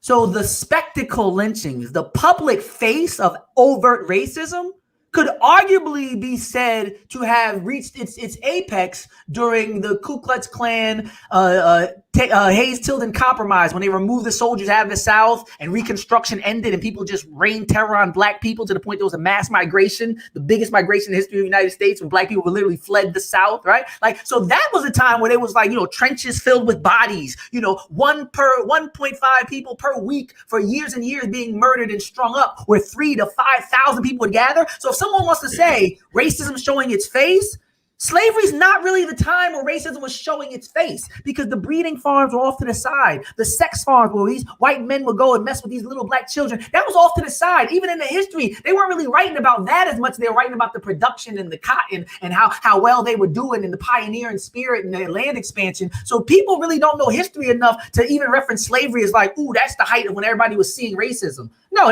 you could ride by a plantation and just see people working. Yeah, and yes, David Burns, Bill Maher said that in response to Kevin Hart. No, I'm saying, but slavery is not the time he should reference. He should reference a time like, yes, you're absolutely right. He's the wrong period of history. But the interesting thing is the spectacle is matched most by today when we think about issues like George Floyd. George Floyd was a spectacle lynching. There was obviously some type of thrill or something derived from the presence of other people. There was a response. I don't see him sitting up on George Floyd that way if it was just them two in an alley. It's almost like Will Smith in Summertime when he talks about leaning to the side, but you can't speed through 2 miles an hour, so everybody sees you. There's a way you drive when people are out there that you don't ride that way when nobody's out. Everybody who's ever driven a car and stunted on somebody, you lean different and you drive different. So the way he was leaning on him, like a big game kill, yeah. You kill the animal and they lean on it and take a picture. It seemed like he was posturing. It seemed like there was something he was trying to show himself and the world. So if somebody says this reminds me of the worst possible period of overt racism, there's a definite powerful argument to be made that we are back to the era of people not only wanting to destroy black life, but to put it on display. I think it's more than I've ever seen in my lifetime. So I think Kevin Hart is dead on with that. But critical race theory is talking about looking at the world, looking at society through the lens of race. Kimberly Crenshaw, building on the scholarship of Derek Bell from Harvard, who at a time left Harvard because they refused to be diverse with their hiring practices, and 2 black women in particular who were not being promoted and hired, treated right. And he literally left his position at Harvard, even though he was the first black person in that position.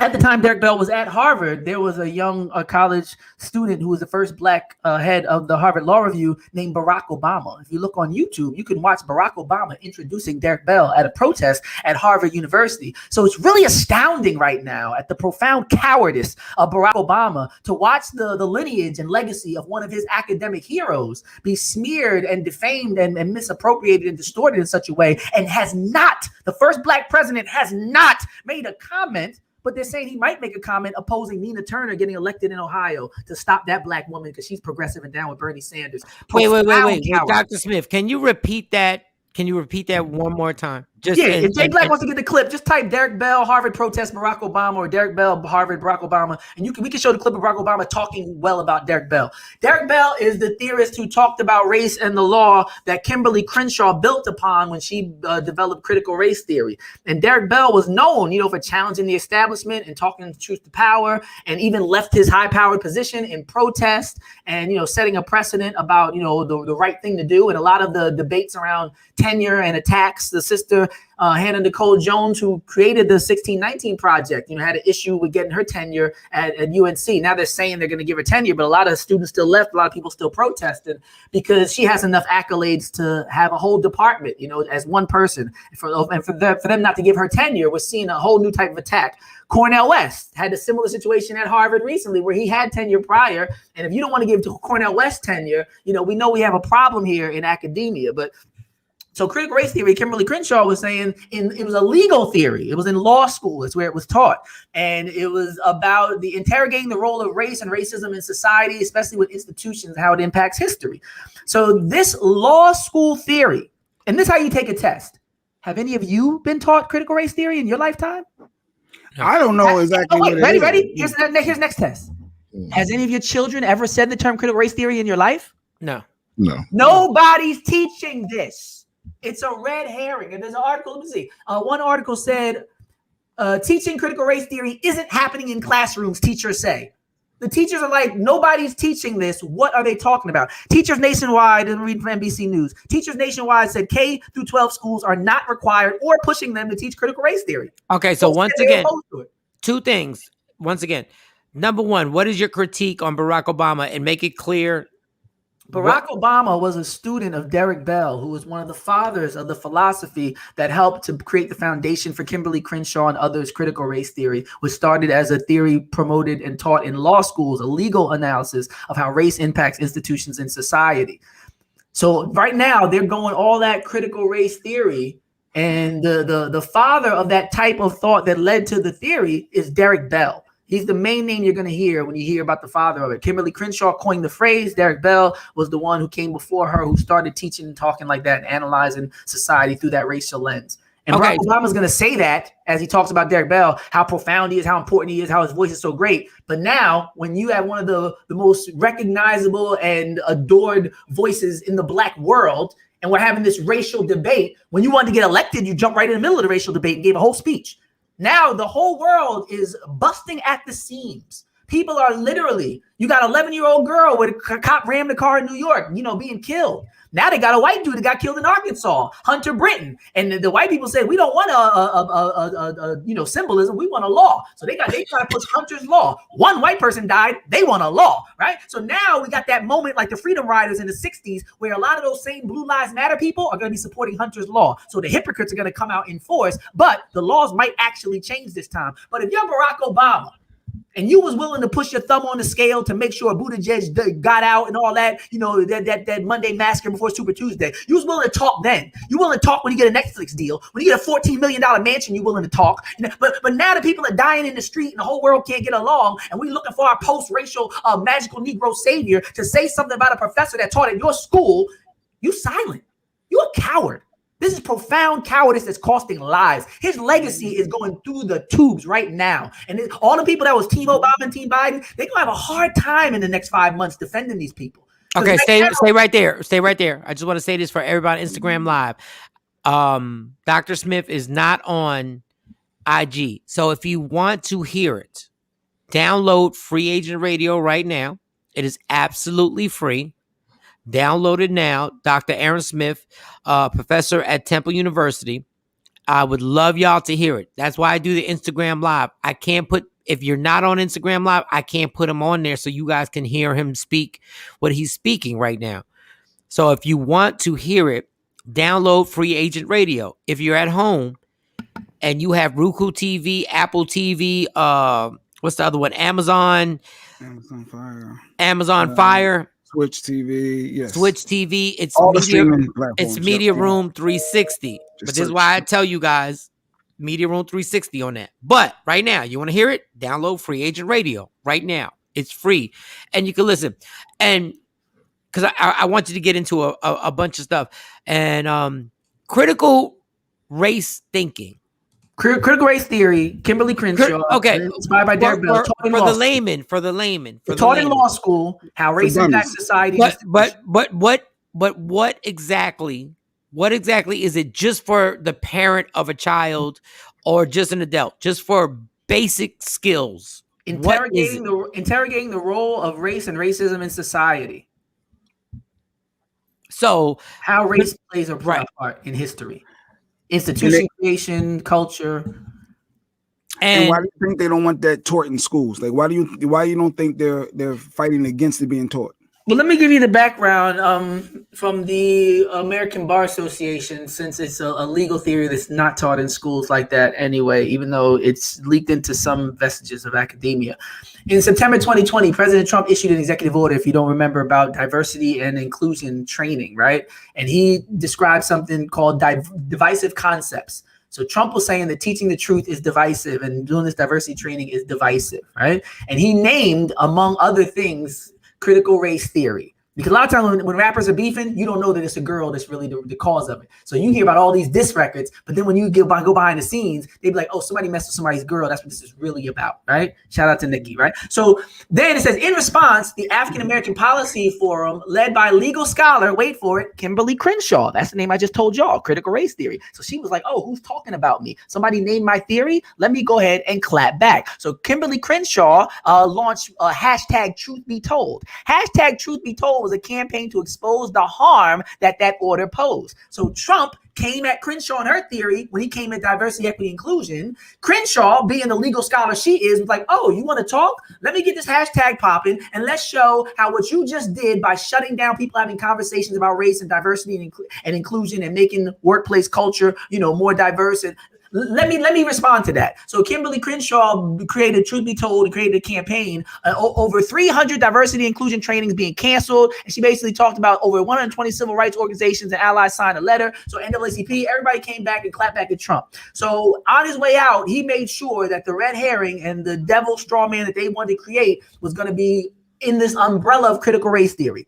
So if you don't like the 1619 Project talking about slavery in New York Times, just say critical race theory. That is the epitome of a buzzword where people don't know these scholars, have never been taught these theories, couldn't give you a definition, but they'll be at the meeting yelling about the First Amendment and singing the national anthem. They don't know these scholars. They never studied any of this stuff. They don't even know what they're opposing, but they were told like an automaton, like a toy soldier, this is the flag, the banner we're going under. It's like back in the day when people would just yell East Coast or West Coast. They didn't know who was beefing for what. They didn't know who had done what to who. They didn't even know who was born in New York, Tupac, or who was born in they didn't know any of this. But if you remember the East Coast, West Coast rivalry, there's a lot of people that's just like, it's time to make a song. I got to get a buzz. I got to diss the West Coast. I don't even know anybody out there. But since I'm from New York, I'm just going to yell East Side, or West Side is the best side. It's the same thing going on now in politics. People Doc, what is the most critical thing in your opinion? Now, obviously, just saying one is unfair because I know there's going to be, you have, in your mind, I know you have about 20 things that we need. But if there was one thing, all right, 5 things, F it, that we need to educate our young people about. And I need you to say this slowly. If there's one thing that you feel that we need to start educating, and as parents, what do we do? But what would it be to reinforce in these younger people? Let's start at like 10 years old and go from there. What would be something that you would reinforce in these young people? There's only one race, human race. Race is not human nature. It's taught. And racism similarly. Healthcare is a human right. Yes. And the education is in large measure the key, because that's why they're attacking it the way that they are, because they realize that this myth is predicated upon profound levels of ignorance. They're literally singing a song that includes talking about the killing of slaves written by a virulent racist, thinking that they're advocating for some level of neutral patriotism when it's borderline white nationalism to not let anybody else have their story be told, knowing that your story has been centered and the only story told for the last few hundred years. The finishing schools with the Native Americans, where they would cut their ponytails and they would say, kill the Indian, save the man. They would try to make them good white people. There's a lot of clips. The head of the American Indian movement was up in one of those schools. He talked about the abuse and the rape and the beating of these children, that they were trying to take all the Indian and indigenous culture out of these people. So there's a profound history, especially among Europeans, to change other people. It happened in South Africa. Colonization is not the same as other people when they conquered it, like the Moors in Spain. The Moors took over Spain and allowed the Spanish to be Spanish. There was no desire to eliminate their language. There was no desire. There's something that's uniquely European in the ways in which they try to erase other people's culture and existence when they encounter them. And this has to be investigated and unpacked. And if the umbrella term is colonization, I think that's more appropriate than whiteness, because it happens all over the world and not just in America, where they want to erase people. But they don't allow other people to exist on the same plane that they exist. But Doc, this is a different question. The knowledge that you have as all right, let me just read this comment. David Burns, fellas, I like Bill Maher, and if Bill Maher was to put Dr. Smith on Bill Maher's show, Bill better be ready for Doc. I don't F with Bill Maher. Bill Maher showed me his white privilege card a few times. so crazy that I'm not saying that me not watching is going to change his money. It's not. His white privilege card was amazing for him to say quickly. I'm going to say this quickly. For him to say Kevin Hart is ridiculous because racism has gotten better. How do you describe the degree of something when you didn't suffer it? Or suffering it today. Or suffering it today. How do you decide what's better? He's like, there's not slavery. And Dr. Smith, you made a great point that he's so off base because that's all we focus on is slavery. Okay, you don't look at the prison system as slavery because you're not going to be affected by it. You don't look at the fact that in Louisiana, they literally have prisoners cropping fields for free for 5 cents or whatever. Deontay Wilder, to this day, right now, they are states all over this country that lynching is not against the law. Well, they just passed it. They just recently passed. Oh, they just passed it in 2021 or 2020? Last year. That's when Kamala was trying to act like she was down with the cause and all that. Yeah, but my thing is, you have gone to school, you have been educated. My thing is, how do we develop a culture right now, and how do we develop our children what do we do to actually get them to where you're at with the knowledge? Like, what do we do as parents? Because we're so overwhelmed with everything that you don't have to know anything, but who's lying? It's like a girl in a club. When I send my daughter out, when she becomes high school age, she doesn't have to know everything or everybody. She's got to feel the vibe and peep game and know when to walk away and know who's not being sincere and know who doesn't have her best interest at heart. That's all she needs to do to protect herself. She don't got to be like, well, no, you're not Drake's cousin because I did a genealogy study and I'm a scientific mind. No, all she got to do is be like, all right, and walk away. So all you got to do is be able to peep BS, right? Clubology. If you can master that basic thing that girls do across the room in the club, even when it's dark with the music on, they say, girl, somebody looking at you. When I move, you move. Don't even look that way. They can feel it from across the room. A creep is coming. He doesn't have to talk. He doesn't have to be close to them. But that type of sense is what keeps you alive. When young drug dealers are 12 years old and they can not only tell if you're a cop or a drug dealer or a drug addict, they can tell what drug you need before you get down the block. Yo, he tweaking. Yo, you need some of that shirt. They could tell. 10 years old, 12 years old. So there's a natural inclination to peep BS. They have to indoctrinate you and develop a dependency so you start to love the illusion and the lie more than you like the truth. That's why when you come trying to teach people now, they reject you because they've been trained to reject the truth and fight against truth. And when they're getting lied to, they get back into their comfort place. But that's what I'm talking about, Doc, because... You got to reverse that. Once you reverse that, they're good. And I understand, I understand the street smarts, but there's a culture where how do we get it where they understand that in order to, if they suck you into the street life, because obviously your what you just said, your comment makes perfect sense. Unfortunately, there are millions of young 14 and 15-year-olds that have been dragged into the demise of themselves. And I'm saying, how do we get them educated before they go into that? Because it's a hard thing to sell that the entire culture that I listen to is telling me to do this, but I need to know, how do we make them aware of the bigger picture? But that's the thing. In reality, society is not telling them to do something different. Society is telling them to do what they're doing. And that's why Malcolm was so profound, because Malcolm was always like, just like Martin Delaney said, what I learned about liberty, I learned from studying your revolutionary fathers. So people are growing up hearing about the Revolutionary War. Oh, somebody comes to run down on you, spin the block, clap back, yell at the opposite. Oh, I mean, the British are coming, right? So a lot of people are peeping game and they're like, wait, when you wanted something, you just took it. Yeah. So why do you have me in class bragging about your wars?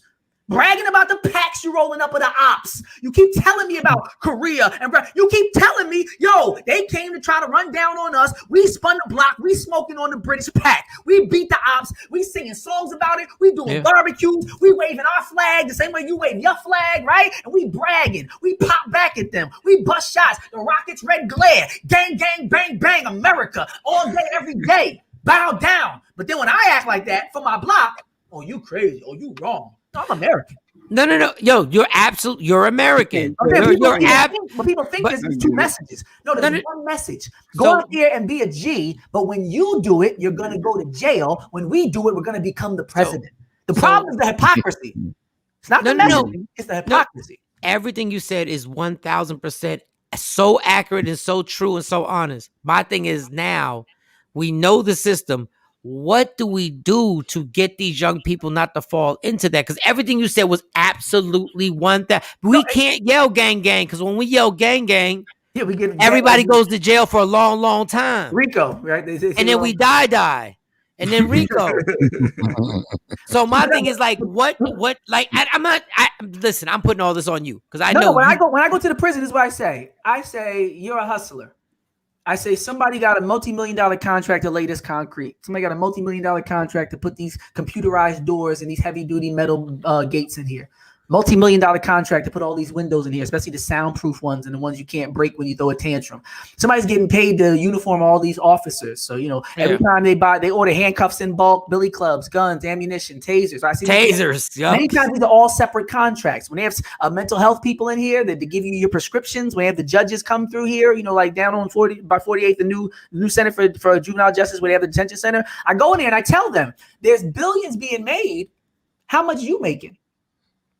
Because they tell me, I'm from this block. And I say, okay, I got you. I want you to get your money. I want you to be a hustler. I want you to eat. I want you to secure that bag. And I said, right now, you can't even wear the clothes you want to wear. You can't even have your phone. So once I expose the reality of the situation and expose the hypocrisy, and I'd be like, yo, they can do that. You can't. You need to work to make sure that things are fair. You need to work to expose the lie, because then you can hustle and you can be rewarded for your ingenuity and your determination, as opposed to when they're determined and they hustle, they get a whole country. You're determined and you hustle, you get locked up for the rest of your life. So I think that underlining lie, if you ever watched that movie, Planet of the Apes, once they realized it was their planet, it was like, wait. Everything's different now. I thought it was this. But once you say, hey, actually, black people were here first. No, not on the planet, in America. They start looking at Mexum and Morocco and the Moors, and they look at these early maps of places like Brazil and Europe, and they see all these black and these coat of arms, and they're like, wait a minute, this whole thing is a lie. Like Malcolm in jail, he was like, yo, I was actually doing what they wanted me to do. They were programming me. It's almost like when the cops would say back in the 80s and 90s, they would say, go ahead and run. And people who were smart would say, I'm not running. You want me to run so you can justify shooting me.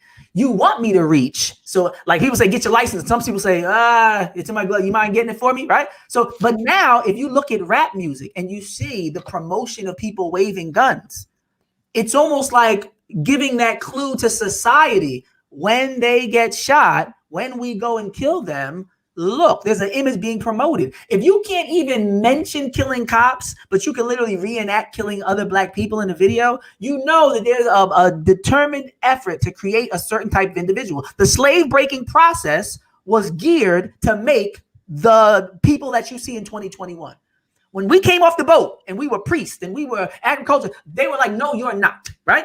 You are an N-word. And we were like, no, we're not. We're keeping our African names. No, you're little versions of us. And we were like, no, we're not. We're getting married more than y'all, even up to the 1970s. No, we're going to break up your families, take them on plantation. We're going to abuse your children. No, you're not. We're going to learn black history. We're going to march. No, you're not. So finally, people are like, I'm not.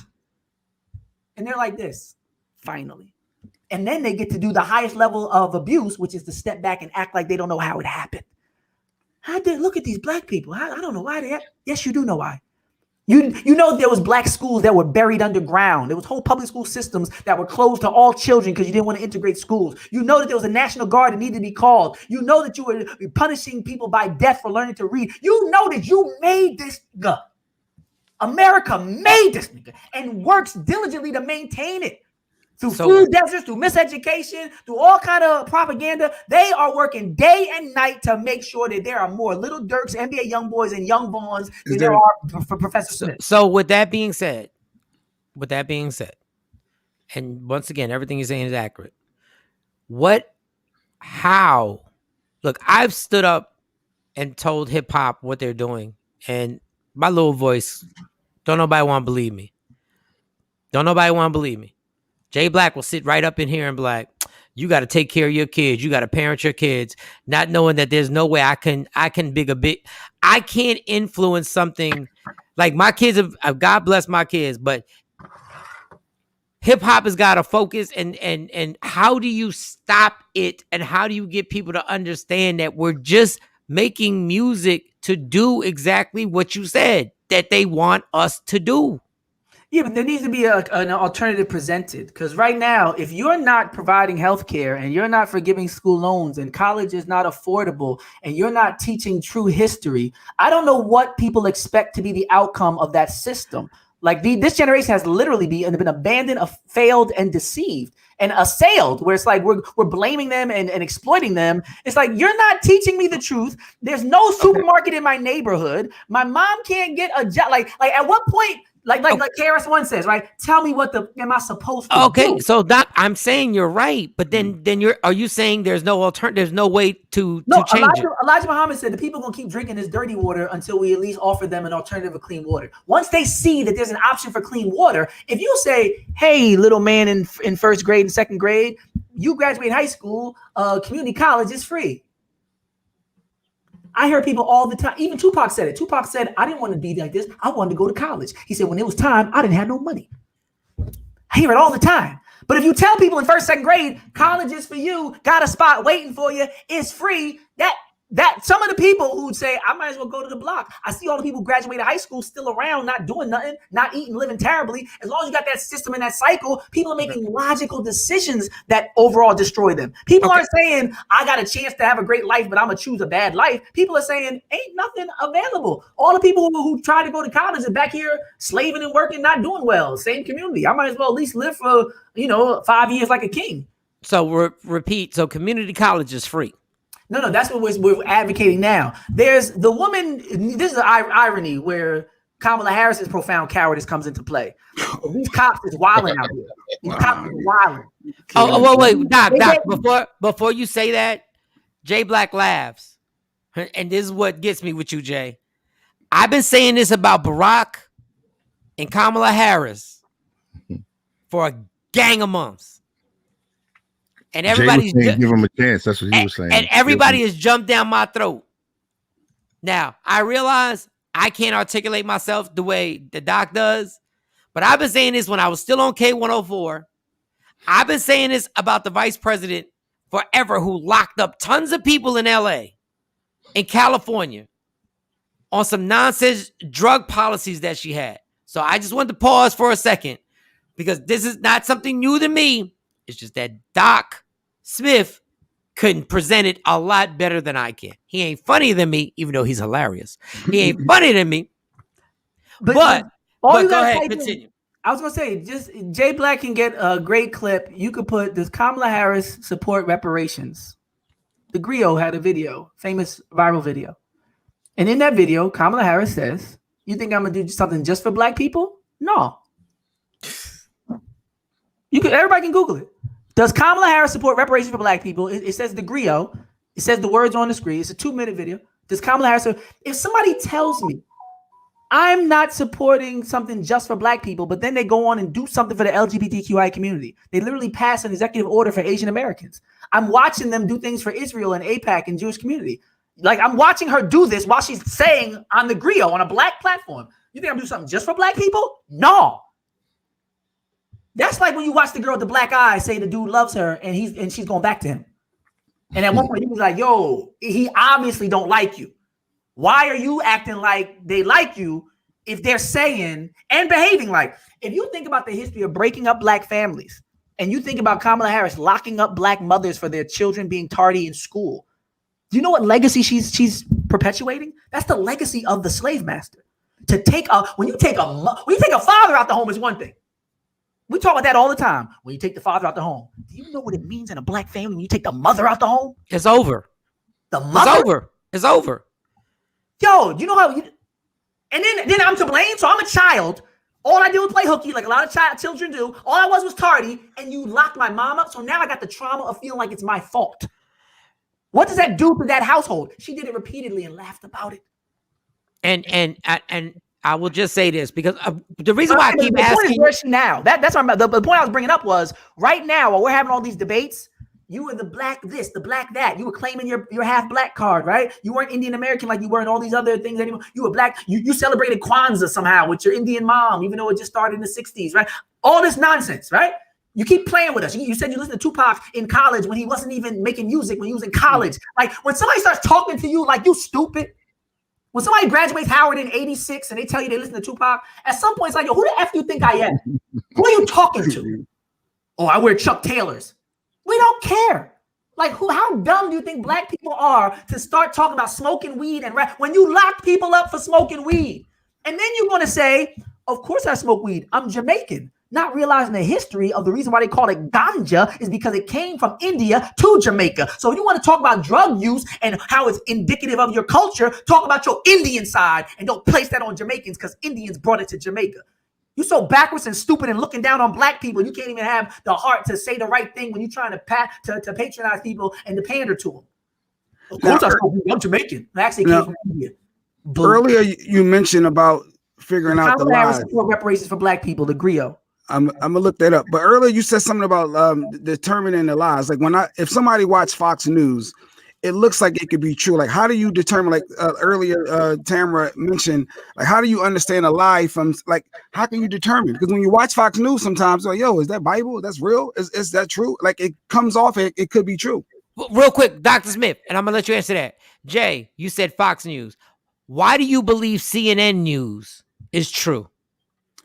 I guess because of the Democrats, I feel more connected. I feel like what they're saying, I don't know. That's a good question you said, but I feel they're more believable, and I feel that their statistics and their message is true. It feels like maybe because of the Democrats aspect versus so basically you're just going off a vibe. Yeah, so off your vibe is that the Fox, and Doc, and I gotta grab this because my electric is about to. I gotta put my thing in, so I don't want you to think I'm leaving the screen because I'm just trying to plug in because my I don't have it hardwired. I know Cam gonna kill me. I don't have it hardwired into my cable. But my thing is, everybody, CNN, Fox, and MSNBC, you're all agenda driven, and your agendas are to get ratings. So you pick a team and you promote your team. None of these cats believe this. They pick their team and they run with it and they keep going. Because guess what? If Donald Trump had been a Democrat and won, CNN would have defended everything Donald Trump did and Fox would have attacked everything Donald Trump did. They're doing it now. Trump Light. Oh, his name's Biden. It's Biden. Trump Light. Now they're defending everything that this weirdo is doing. And I promise you, if Barack happened to have been a Republican, Fox would have defended everything he did, and CNN would attack everything What's the platform? He did. So where's the suggested platform? Where should I go to get the truth? But you argue things like consistency. Like when Mitch McConnell was saying we can't elect a Supreme Court justice because Barack Obama only has 200-something days left in office. But then when Trump had 30 days left in office, they pushed the nomination forward. Like you could see hypocrisy and inconsistency. When people don't in the hood, they say, keep that same energy. See, that's the thing. The hood knows the principles. Just like back in the day, there was something called mother wit. And when they sent the children to school down south, they would say, don't go to that college and get stupid. They didn't have degrees, but they knew what they were talking about when they gave that warning. Don't go learn a bunch of words and learn a bunch of facts and get stupid. Because you already know the truth. You're born. No, you ever see a dog that walks up to a dish and knows what it's not supposed to eat? You go, no, not that. No. You ain't like, you got to taste it first and you got to look at the label. No, I don't. That's why I got these intuitive senses. So I got this big ass nose. I know I'm not no. I got this. Baby's the same way. Give a baby a cookie and an eraser and say, eat which one you want. The baby gonna go, you know why? Because something's already in me that resonates with truth. Something's already in me that resonates with what I need. That's why a baby could be born and go to a mother's breast. Nobody gave them a diagram. Nobody gave them an anatomy class. Nobody told them there was food in there. The baby wasn't even in the breast. The baby was in the womb. How did the baby know that to come out into the world and get the food that was getting in the womb through the breast? You're already giving it. It's already in you. And when people start recognizing and realizing that, they're like, damn, I was smarter before I got educated. We got something we call disciplinary suicide in our department, where it's like everything they was teaching us, we're gonna do away with that so we can really start learning. But no, that is absolutely 1,000 what you just said. All right, it's 7. You don't play that Thomas clip before I go? That's a good. No, do you have it? No, I don't have it. I don't have it. I want to know. Jay, you try to play. You got I'm gonna look. What's your suggested platform? Grio. Go to the Grio YouTube. Does Kamala Harris support reparations for Black Americans? I want to link in the chat. I want to try my best, and Dr. Smith, correct me when Jay Black says what platform. There is no platform to go to. I gave you the link, Jay. It's in the chat. Go ahead.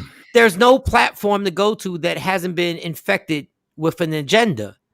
So we have to find our information on our own. So that's why my question for Dr. is about more primary sources. Email me that, doctor. Email me. I could probably share my screen. Email it. And my thing is in the chat. I don't know if I can play it from here. No, you can just copy and paste it and put it wherever you gotta put it. Go for it. Keep going. Y'all good.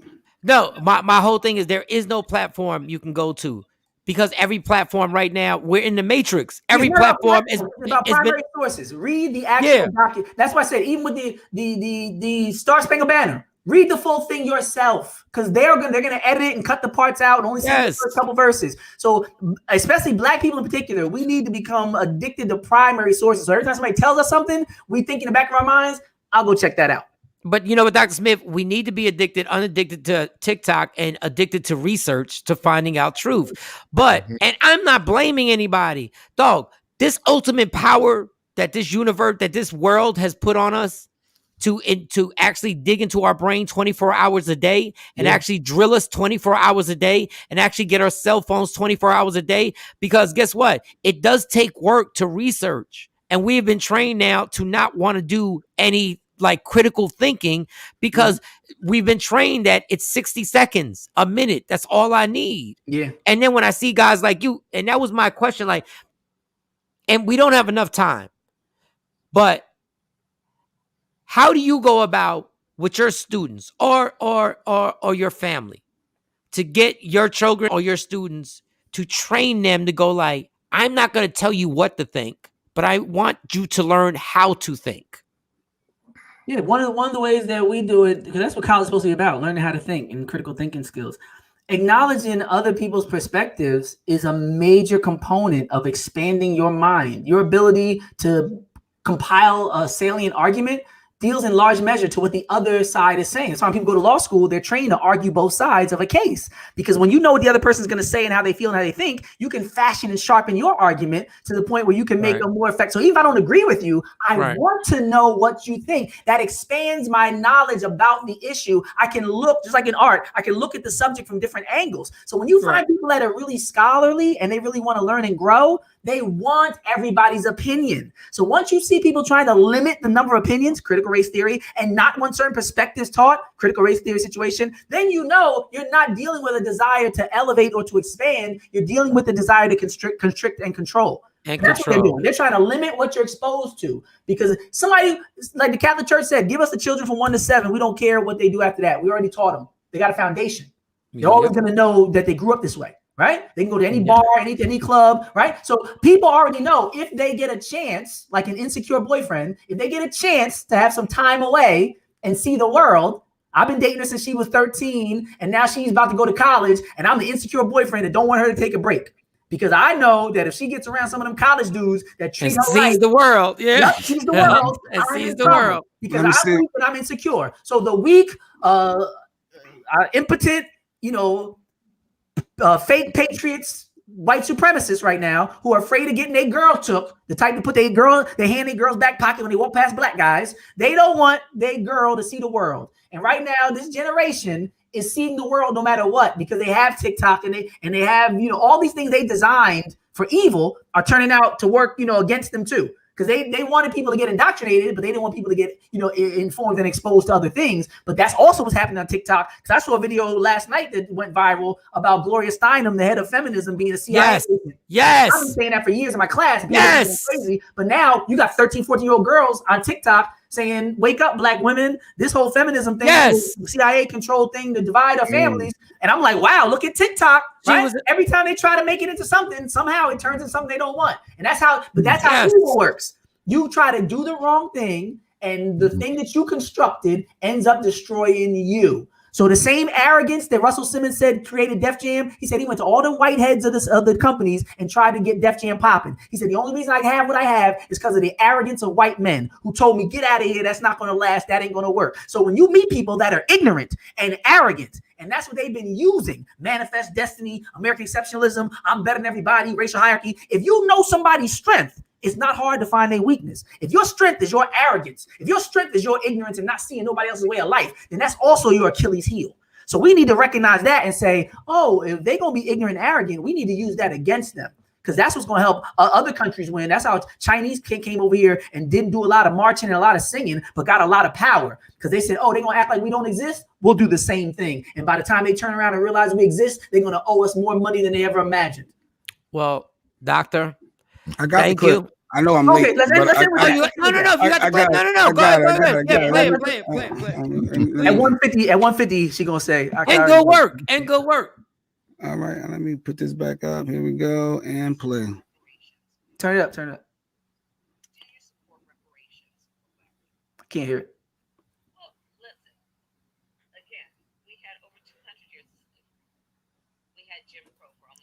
Can you put your mic by the speaker or something? Oh, you can't hear it? No, we can't hear it. Okay. So hit the value. Support reparations. Oh, it's better now. Well, listen. Again, we had over 200 years of slavery. We had Jim Crow for almost a century. We had legalized discrimination and segregation, and now we have segregation and discrimination that is not legal but still exists and is a barrier to progress. We have disparities around housing. We have disparities around education. We have disparities around income. And we have to recognize that everybody did not start out on an equal footing in this country. And in particular, Black people have not. And so we have got to recognize that and do something about that and give folks a lift up. That's why, for example, I'm proposing the Lift Act. Give people who are making $100,000 or less as a family a tax credit, which will benefit and uplift 60% of Black families. Can you pause it, Jay? Because I'm gonna answer Mike's question right now. I'm gonna help you right now. But there's not a particular policy for African Americans. Let me stop it. Yeah, if you pause it 1 second. She said, you got the headphones off. Put your headphones on. Go.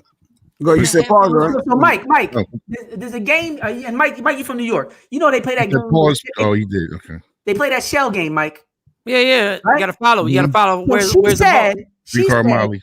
Black people went Black people went through this alone, uniquely, right? Black people went through Jim Crow. Black people went through slavery. She said, in particular, Black people, right? She named this whole historiography that only Black people experienced, or predominantly Black people. Then she named a general policy that was predicated upon how much people made. Mm-hmm. What just happened? That's why I'm proposing the Lift Act. Anybody who makes under, wait. You just said people went through this because they were Black. Then you said your remedy for these unique Black experiences is just giving something to everybody who makes this much money. So play the rest, because I want you to one quote. But what you're saying is, she said this was a specific problem, and here's my general answer.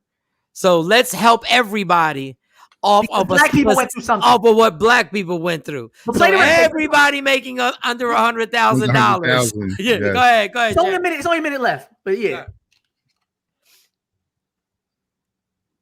But as I was saying earlier, we're peeping game now. We had Jim Crow for almost a century. Oh, wait. I'm going to skip We had legalized discrimination and segregation, and now we have segregation and discrimination that is not legal but still exists and is a barrier to progress. We have disparities around housing. We have disparities around education. We have disparities around income. And we have to recognize that everybody did not start out on an equal footing in this country. And in particular, Black people have not. And so we have got to recognize that and do something about that and give folks a lift up. That's why, for example, I'm proposing the Lift Act. Give people who are making $100,000 or less as a family a tax credit, which will benefit and uplift 60% of Black families who are in poverty. So by default, it affects Black families, but there's not a particular policy for African Americans that you would explore.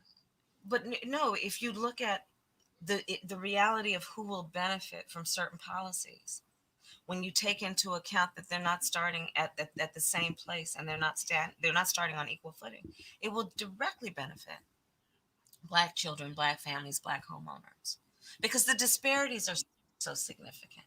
So if we focus on the specific issues that have resulted in the greatest disparities, and we understand that that's part of why we're doing it.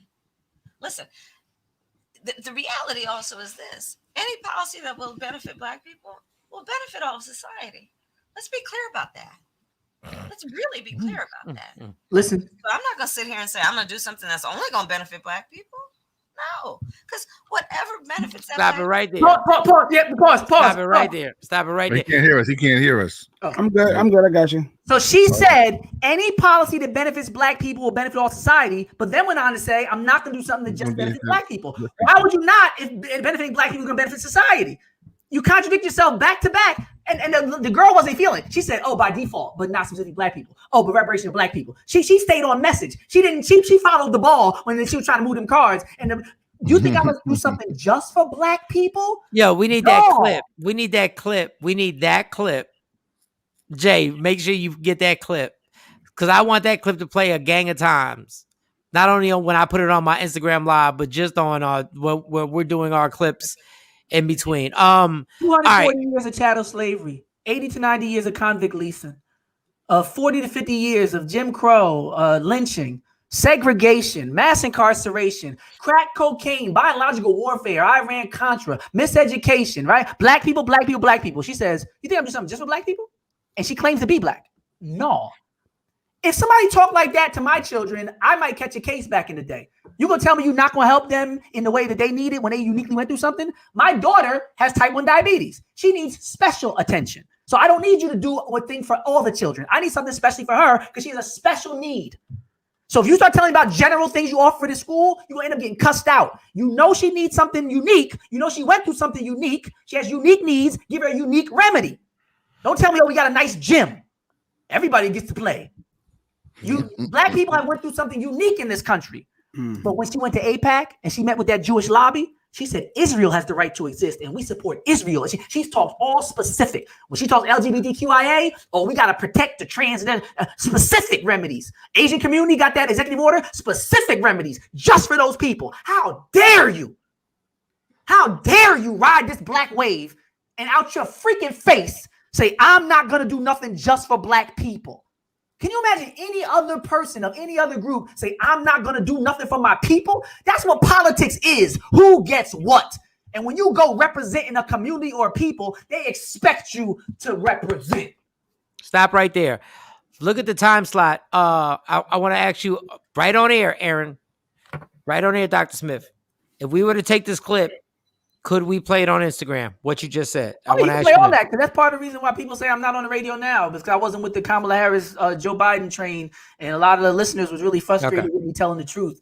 But so we're gonna have that clip and exactly what you said right afterwards, because I agree 1,000% with you. So I just want to make it clear. We got to wrap this up, Doc. No doubt. I have so many. First of all, thank you again. T-Pain sucks. Thank you again. No, I'm playing. Thank you, y'all. Much love. No, but thank you, Doc. All right, he's out. All right. Hey, we have him here every Friday. His passion is real. Did we tell? He clicked off. Is he coming July 10th to the game night? We'll reach back out. No, sure. Hold up. I need a guest. I need a guest list. Damn it! Hold up. I need the. Hold up. Sometimes it just feels weird when you hear people come at Kamala, come at Barack Obama. He came at the national anthem. Like, well, I ain't say came at. He spoke his. The national anthem is the Star Spangled Banner is racist and disgusting. That's why when that Olympian said, "Why are they playing this?" No, it is a brainwash of like. There's never been a brainwash other than religion. And we purposely skipped the third verse. We never do the third verse. Let me ask. That's Dr. like Smith playing the record. You're only playing the first 2 minutes of the song. You don't play the whole thing. Doc. Yo, you're on the radio. Are you coming to the game night, July 10th? July 10th. I can look right now. Please look right now because you jumped off and I was trying to ask you one more question. Yeah, I'll be there. You'll be there? Same spot, right? Yep, same spot. July 10th. What time? Like 8 o'clock? 8 o'clock. Gotcha. All right, cool. All right, later. The realest radio ever. I need my invites done right on the damn show. Listen, every Friday it happens, and I try when I try and interrupt and slow him down is because I know people. He's got so much information. He's got so much information, so much quality information that it's like trying to hit a break and go, remember, like say, like get back to this so that people can get it one thing at a time. The Matrix is real from Paul. People don't want to know the truth. They want to stay asleep. Hey, the Matrix has been real. And sometimes the realest radio ever. Thank you. So where is your platform, Mike? You talk about CNN, you talk about Fox News, MSN, you talk about. So where do you get your news from? Because I know you ain't reading books all the time. Like where is your main source? I realize this is all propaganda, and people will get mad at me. Your vote, God bless it. Y'all go vote. Y'all go vote. Everybody went out their way to get Joe Biden as the president. Y'all go ahead. I'm not going to tell you what to do, what not to do. I'm just not. I stopped with the CNN. This COVID-19 is ridiculous. It's all over the place. There is no unbiased news. There is no unbiased place to go. If you want to try and research stuff, God bless. Take care of your family. Be a moral person and be fair to people. Be fair to people. Treat people exactly the way you want to be treated. That's my basic skills. All propaganda. It's all an excuse for mental laziness and facts. And it's all a ploy to keep our minds focused on what they want us focused on. As simple as this. But I'll just keep it, like I said, raise your family, treat people exactly the way you want to be treated. Yeah, I was wondering where you go. I still rock with CNN, but I get it. I guess you got to look at it with a grain of salt and still get something. I still want to be. Yeah. You said what? Read between it. Just don't take their word is not the gospel. Like the doctor said, there's certain things they say that make sense. You just got to use your common sense. You know what makes sense. And if you really pay attention, you can catch the loop. And I've said a genius is somebody's master common sense, but what society has done is made it impossible for you to even know what your common sense is anymore. They are so deep in our heads. Throwing all this junk around. Yeah. They're so deep in our heads that we don't even know what common sense is anymore. We really don't. Like you question common sense. You just question it, like, is that how we should do stuff? And I try not to get veer off. The Catholic Church has been proven to have sex with thousands and thousands and thousands of kids. And the government still was like supporting the Catholic Church. And the Pope is still royalty to us. Like, it's just stuff like that makes you different. That's why I don't F with them. And my contradiction is I know my dad going to church changed him. So I'm like, it did change him. It did help him. But I'm not going to overlook everything you priests did. I'm not going to overlook that.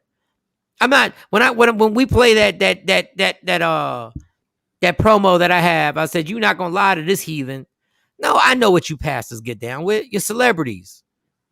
And you're not going to trick me in my brain to be like, well, God said, no, dog. I'm going to use you for what you do. If you inspire me, I'm going to keep going with it. But it's like the whole world attacks us.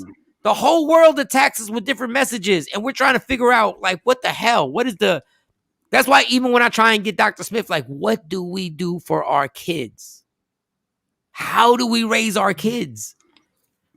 Like, how do we get them where... Forget the little racism is taught. That was deep. We said human race, one race. He said racism is taught. My wife always says that you're taught to be racist. You're taught to do everything. Yeah.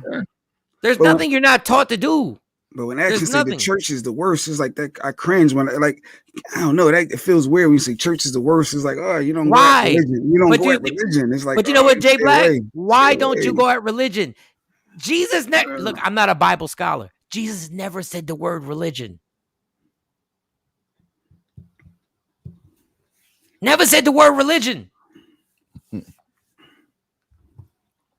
But we're so like, Dave, I agree with actions oftentimes. Y'all, most people don't want to hear this. And when you talk to them about it, they look at you like a deer in the headlights. Yes, they do. But you know what? You got to understand. Even I read this. I did read this and I watched it. I went to his YouTube. The professor, he was like, the most critical times. This is why Dr. Smith said Catholic churches just want kids from age 1 to 7. The most critical times of those years, your brain is wide open.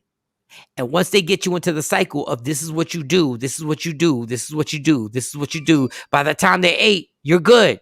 Because now you're already part of society. You're already going to go to school from 1 to 8. Then you're going to go to high school. Then you're going to figure out what you're going to do with that. And they got you. You got to figure out what religion you're going to be. Are you going to be Baptist? Are you going to be Christian? Are you going to be this? And if you're not, we're going to look at you like you're odd. We're going to look at, and then you're going to do this. A father's going to do this. A mother's going to do this. A man should do this. Black people do this. White people do this. And they train you from the door. Right after those first 8 years. And in my brain, I swear I drive myself crazy because I know some of the stuff that I do is not what I want to do. It's what I've been trained to do. It's what I've been trained to do. My actions are like, I'm like automatic pilot. I'm like, wow, they really got me. They trained us. The lustful situation. I'm not going to get into the whole thing because we got Sexy Mo. But it's scary because The Matrix, that movie, The Matrix, is not a movie. It's a documentary. But people will say to you that you're crazy for looking at Keanu Reeves. That is what it is. I believe in God. But think about this. We've been trained to believe that there's some mystical thing above us. Now, I believe in it. But think to yourself with common sense. Just think with common sense right now. I don't know where you're going or where you're about to go, but you're making me nervous. A book that was rewritten like 8 times.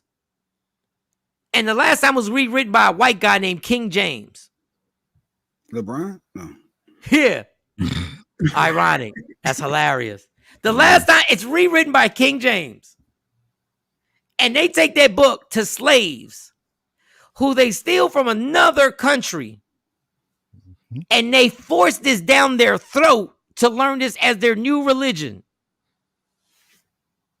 And then forever after that, black people are sitting in churches singing and dancing. Listen, I believe in God. But think of your common sense. Wouldn't your common sense be like, why would white slave masters give a book to their slaves? Would that benefit them? That's all I'm asking. Once again, I believe in God. Y'all ain't gonna get me in no church trying to make sure that the church has handicap accessible ramps and all that good stuff. Y'all not getting me with all that. I'll go and I will actually get something out of it. But I'm talking about The Matrix. Y'all ain't getting me on that. I've seen too much behind the curtain with y'all pastors. And I'm saying y'all are amazing, inspirational speakers. But I've seen too much behind that curtain. Firsthand. Anyway, let's take a quick Black and Mild break. Thank you once again to Dr. Aaron Smith. Sexy Mo allegedly is coming up. If y'all wondering where Shawnee Scott is at, she is actually helping a future junior Olympian qualify. Those would be her daughters. We'll be back in like 4 minutes. TakeOver Legends, y'all. Yeah. What up, y'all? It's Michael Shawn from Michael Shawn and the TakeOver Legends. And just in case you missed the show, check this out. Hey, yo. DJ Cam, I didn't want to say the last time I was on. What? You took a full nap.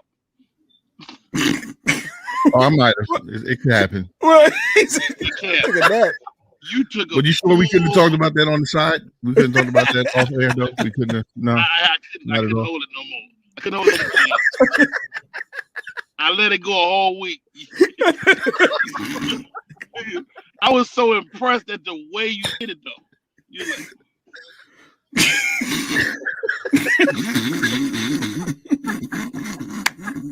Rodney. I would get caught because I'd be snoring. No, the funny thing is that's the look that you look when you taking trains and buses in New York your entire life. Because when you fall asleep, when you wake up, you always got to do the look like you always got to do this. Who's around me? Who's there? Larry's back. Hey man, best morning show on. I turned off Steve Harvey because I heard y'all. Oh man, appreciate you, Roddy. Thank you. Michael Shawn and the TakeOver Legends. Your escape from reality. Right here on Free Agent Radio. What up, y'all? It's Michael Shawn from Michael Shawn and the TakeOver Legends. And just in case you missed the show, check this out. Now, truly, I'm a wife beater, no panties type of chick. Let's go. Let's go. If I had a gun, Lunel, if I had a gun, I would have just shot it right now. I would have just shot it in the air right now, Lunel. If I had 2 guns, I would be like, boom, boom, boom. My husband don't care about that lingerie. When we got married, you know, I had bought the little, oh Lord, yes. Wait. Come here, girl. Wow. Yes. Stop playing with me. I'm in your neck right now, Lunel. Come here, girl. I'm in your neck. I'm right by the last L. I'm right by the last L. Oh my God. I'm by the last L. No disrespect to the E's. No disrespect to the N. No disrespect to the first L. I'm by the last L right now. If I had a dime, if I had a dime for everybody who's went to sleep right there.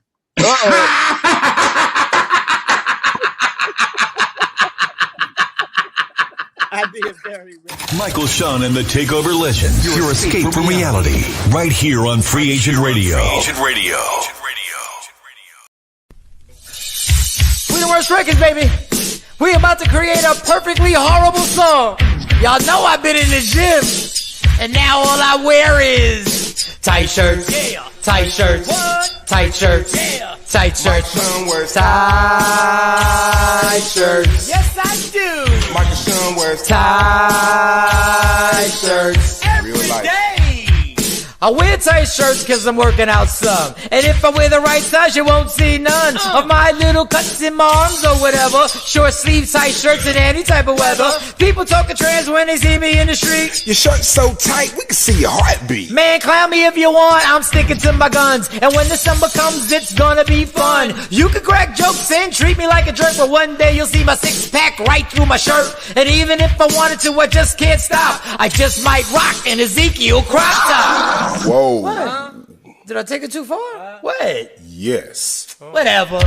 Tight shirts in the morning at work and when I grieve. I even wear tight pajama tops when I sleep. Tight shirts. Tight shirts. Yeah. Tight shirts. Come on. Tight shirts. Come on. Tight shirts. Come on. Tight shirts. Every day. Mike Shawn wears tight shirts. To the gym or wherever.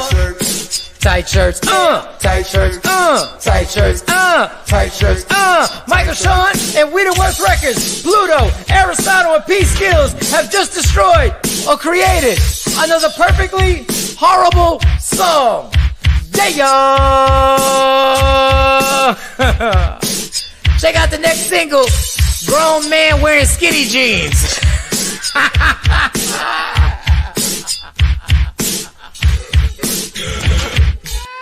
That's it, bro. Mix it up, bro. Don't never stop if you want to be on top. Yeah. Tap in. Michael Shawn and the TakeOver Legends. It's a Friday, and I am 5, 6, 7 minutes off. I almost got to Allegedly with Sexy Mo on time. And traffic wasn't crazy. I was on time. Oh, and you don't look like a boy. I see you got the little shoulder to your right out. Okay, all right. Hey, Mo. I got a few phone calls, Michael Shawn. They was like, so we only see your face. Like, you really look like a boy. I was like, I don't look like a boy dog. Don't say that. I don't look like a boy dog. I know for a fact you don't look that. Let me get back to them comments real quick. Read words, tight shirts. Thank you. The other one, Jay. Mark, my man said, just think about this. They didn't want the slaves to read, but gave them the Bible. Huh. Mm-hmm. David Burns also, people better get with it out here, Mike, because things out here in the world is getting real. Mm-hmm. Totally real. Action said, I'm so on team Mike. I believe in God, but I don't believe in any church. Thank you, Action. And if you go to church, I'm not telling you not to. If that helps you spiritually, you should keep going. Just understand, just respect other people's, I don't need it. But I've gone and I've gotten a lot out of watching pastors preach. I really have. I really have gotten, TD Jakes has said some things that I've posted. There's another white pastor. I always mispronounce his last name. I mispronounce everybody's name, but his pastor Steve something, it starts with an F. I've posted stuff that's inspired me. Just like I've posted stuff that Kevin Hart has said. Just like I've posted stuff that average people have said. Just like my fiance Stacy sent me something that an older lady on TikTok said that was the sweetest, nicest thing that inspired me. I'm just saying, I'm not giving you money. I'm not. That's just my personal opinion. That's all. Okay, y'all. Allegedly, with Sexy Mo. Good morning. Good morning. Good morning. Can you finally say, I am so glad that the NCAA has changed its rules, because they have been pimping out our young athletes for quite some time.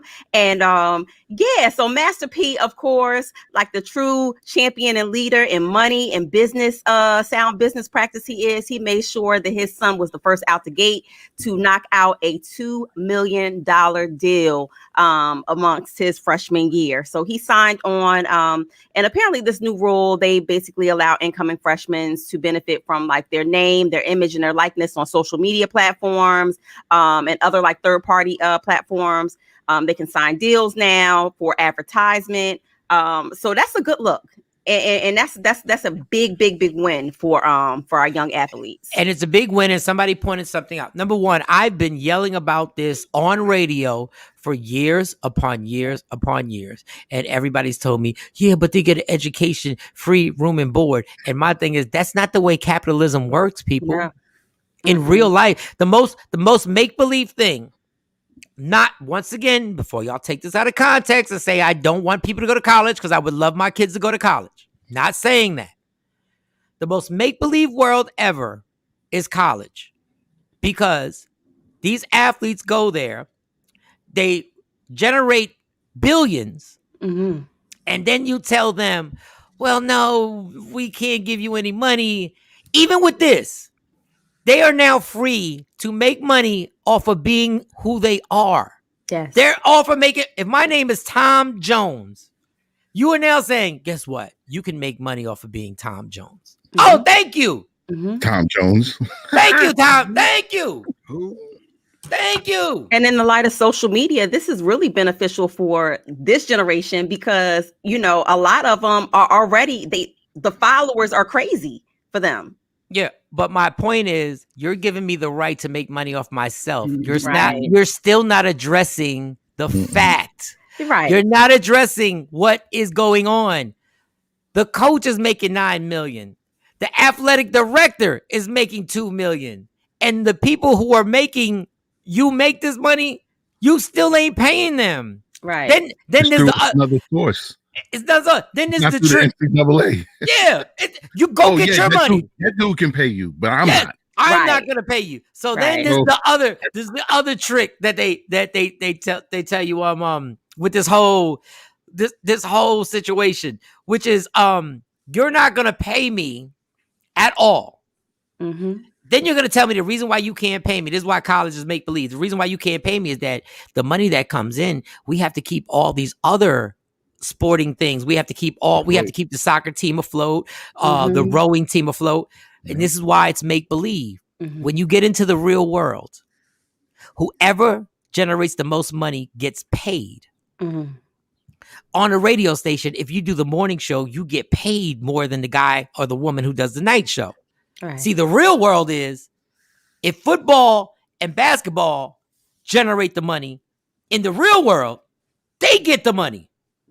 So I apologize about soccer, but you get money, but you don't get the same money that the football and basketball players do, because that's the real world. The fan base is different.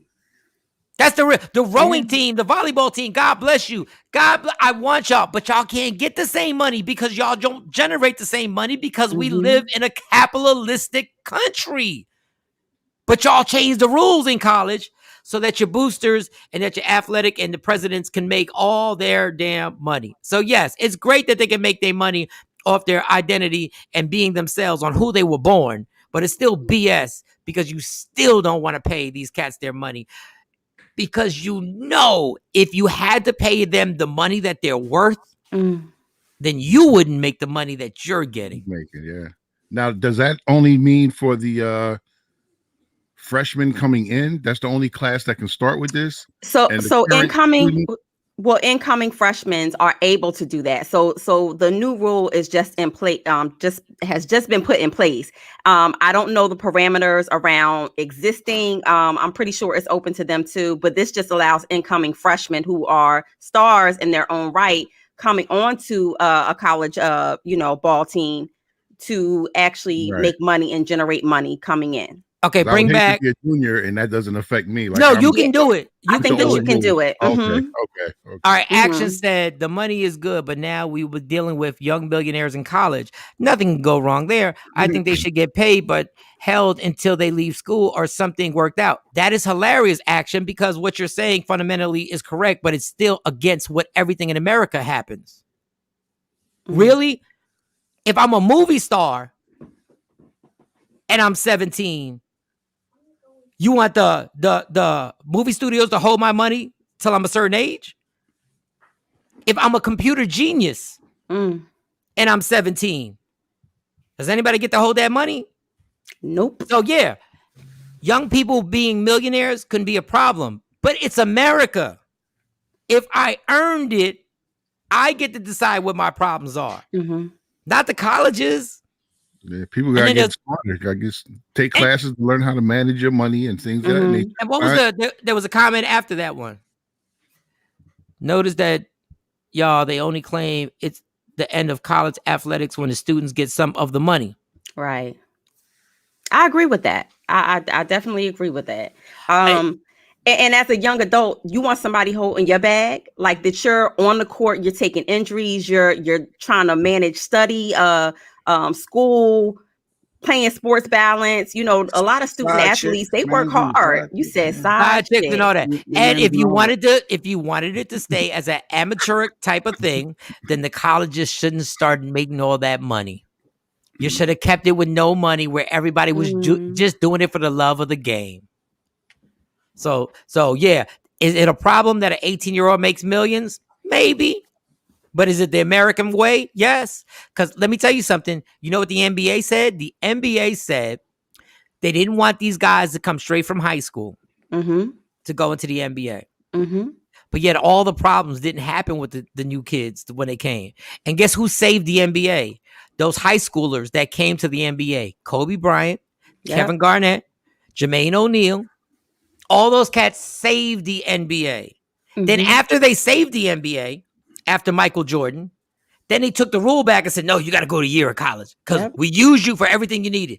It wasn't no drug charges. It wasn't no arrest. Now, Kobe had his situation way down his career. Way down his career. But all those young people who came in, and then people said, yeah, but they came in and they blew all the money.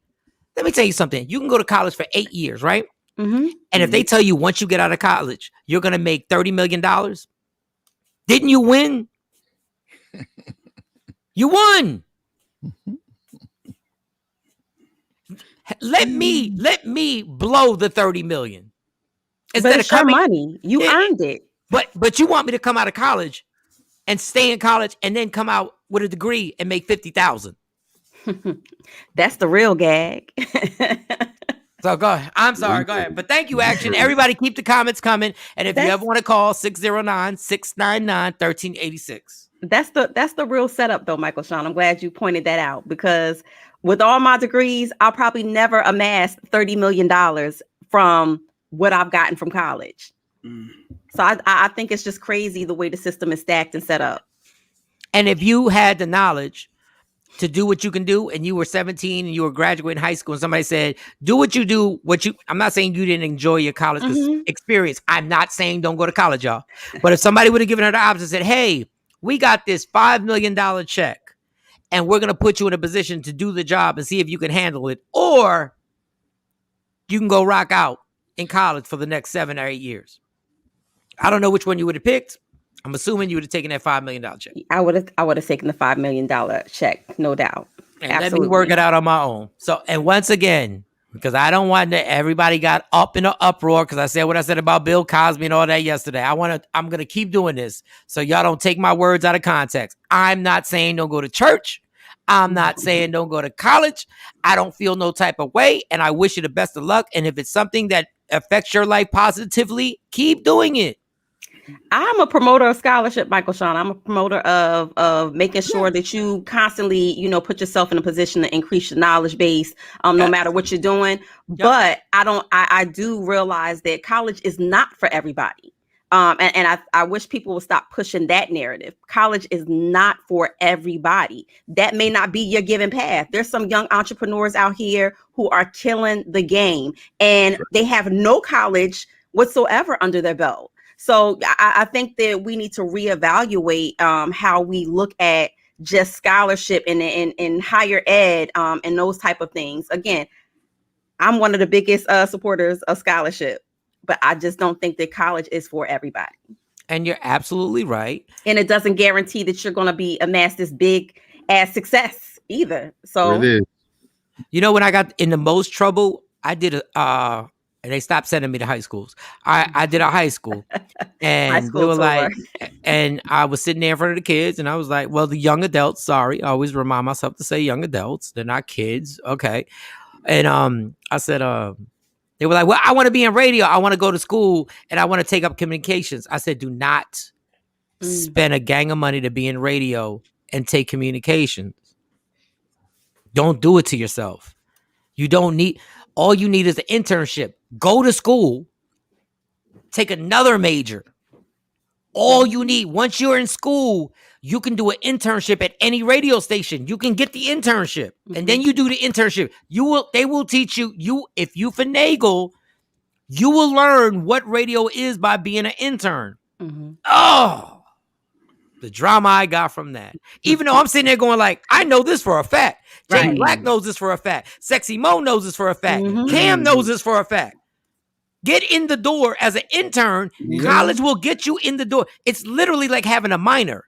You can get it. Your minor is going to be your internship, and you can learn every single thing, because when you're in a radio station, the more you want to learn for free, they'll teach you. Absolutely. They will teach you. Action said it is a dilemma. An athlete should be paid, but I just think it should be a limit. All right, let me stop right there. Action. Why is it the only time we have a limit is when people are in college? Before you go to college, there's no limit on how much money you can get. After you leave college, there's no limit on how much money you can get. But for some reason in this make-believe world, that's when there should be a limit. Because every athlete is not going to make the same. Not everyone has Master P as a father. Just my opinion. Action. Everyone is never going to make the same. It's how America. If that's the case, you want socialism. Oh, I didn't even say it. Socialism. Say it. Socialism. You said socialism. Yes. Yeah. Socialism. No, that's not it either. But anyway, that means basically you want everybody. Socialism. Is what you're trying to say. Thank you, Mo. That means you want everybody to make the same. That doesn't happen in America. Nobody's gonna make the same.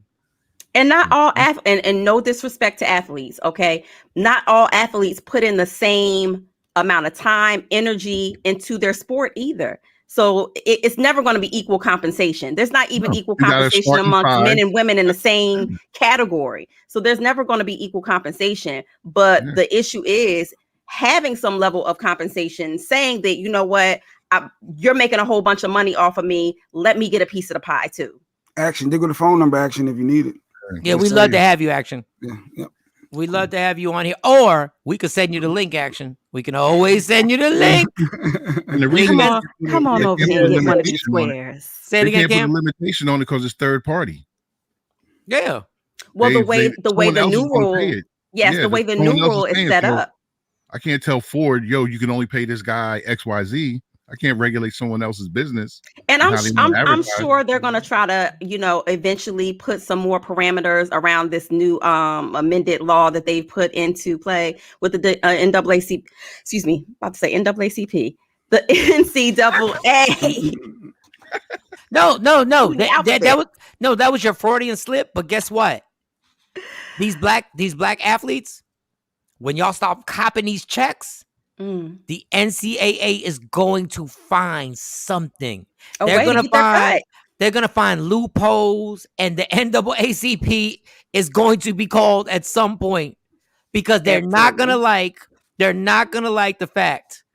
And the reason why they did this, one more thing on sports. I don't want to be too heavy sports. The reason why they're doing this and the NCAA has gotten so desperate.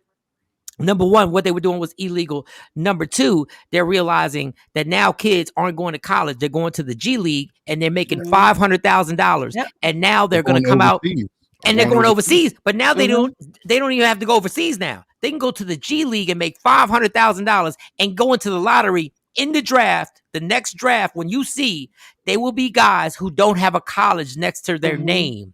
It'll be the loophole. They'll be their G League team, and that's when the NCAA was like, "Whoa, wait a second." LeBron is the perfect example. College was going to do what for LeBron, right? And all the players that went for 1 year, all these players in the league for 1 year. Anthony Davis, okay, he got some shine. He was still going to do what he had to do. So these colleges are now like, wait.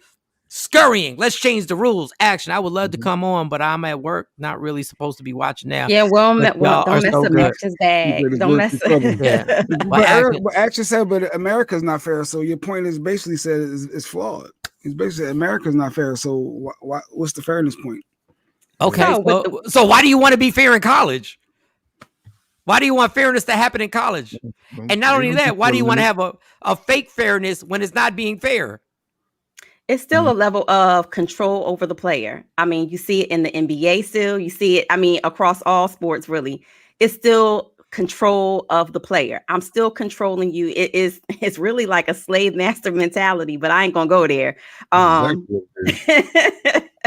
you have great points. And I will say this, and I said it before: the new Black Wall Street, and this is why the NFL is so pissed. Because the NFL is run by nothing but white billionaires. And the majority of them were supporting Trump, including Jerry Jones, the Dallas Cowboy owner. You know why they're mad at the NBA? Because the NBA is the Black Wall Street. Because now these NBA players are finagling their money, not to being 100 millionaires, but to being damn near billionaires. And now Michael Jordan owns one team.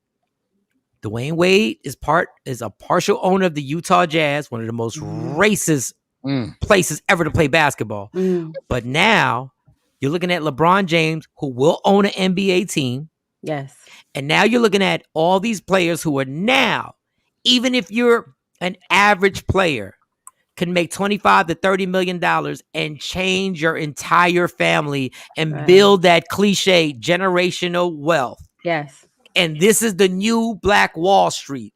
And if you keep doing it and you keep making it happen and you keep bringing these kids in and changing more generations after generations after generations, guess what? They can't burn this bitch down. Right. Right. So I'm sorry. Go ahead, Mo. Well, lighten it up, Michael Shawn. Talking about basketball. So here's a funny story. You know, Faison Love, he's one of my favorite comedians. I think he's funny as hell.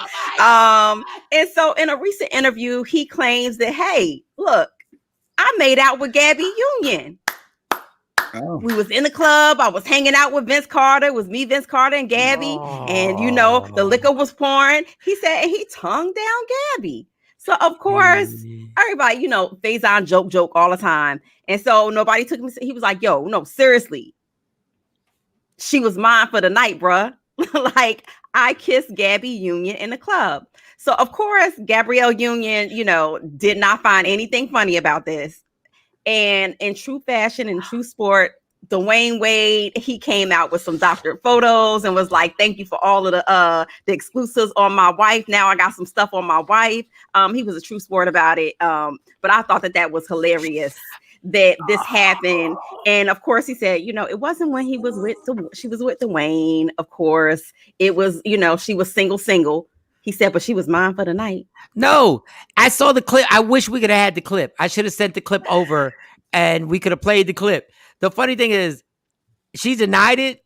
Yes. And I know, if you look just face value, yes, you'll go like, Faison's lying. I believe Faison because I know Gabrielle Union was in Jay Black's truck one time during All Star. Yeah, we was riding through the city. Jaleel White, Essence Atkins, and Gabrielle Union. So it happens. It happens. And yes. he never say nothing happened. I'm just saying. Oh, no. I ain't. No. I'm just saying she was in the truck. And I'm sure them drinks was popping, and everybody done kissed somebody. They thought the next morning, did I kiss? Right. Why the hell did I? I was drinking and popping pills. I ain't saying she was popping pills. Yeah, and all of a sudden, Faison just said, "Come here, yeah, and that was it. I believe Faison. Of course, Gabby fans are like, "Oh, I know she ain't kiss him. He ugly, girl." Drink a little bit more, and yeah, anybody can catch it sometimes. So let's stop acting like Gab has been doing it. Gabby, why I call her Gab like I know the heifer? God, like what am I doing? Gabrielle Union, she wasn't popping. She was pop. We knew her, but she wasn't pop. She was regular to us. She was regular, but she had a little, and shout out to Dwayne Wade for handling it like a gentleman. Yes, he understood. Yes. He's like, that ain't gonna get me under I'm Dwayne Wade. Nah, and he made plenty of jokes about it on social media. Made sure that so he was a good sport about it. I loved it. I thought it was real good content, really funny. I mean, Stacey kissed lames in her past. We ain't gonna bring it up. And please don't get Jay Black started because you can't mention ain't nobody before Jay Black. Everyone has a pass. Not anybody. If you with Jay Black, you can't have no pass. Everyone. You have to be just born like when you met him. No. So I ain't even gonna play that game with him. Mike, you good. You had to pop out the womb 28. Yeah. Boop. You came out the womb into the VIP of the club. Boop. What's that on your head? Oh, there's some stuff. Can't be none of that. I just said that, but I know my phone about to get text right now. All right, I already know she's about to hit me with. Well, what about your lame bitches? All right, enough. The clap back. Enough.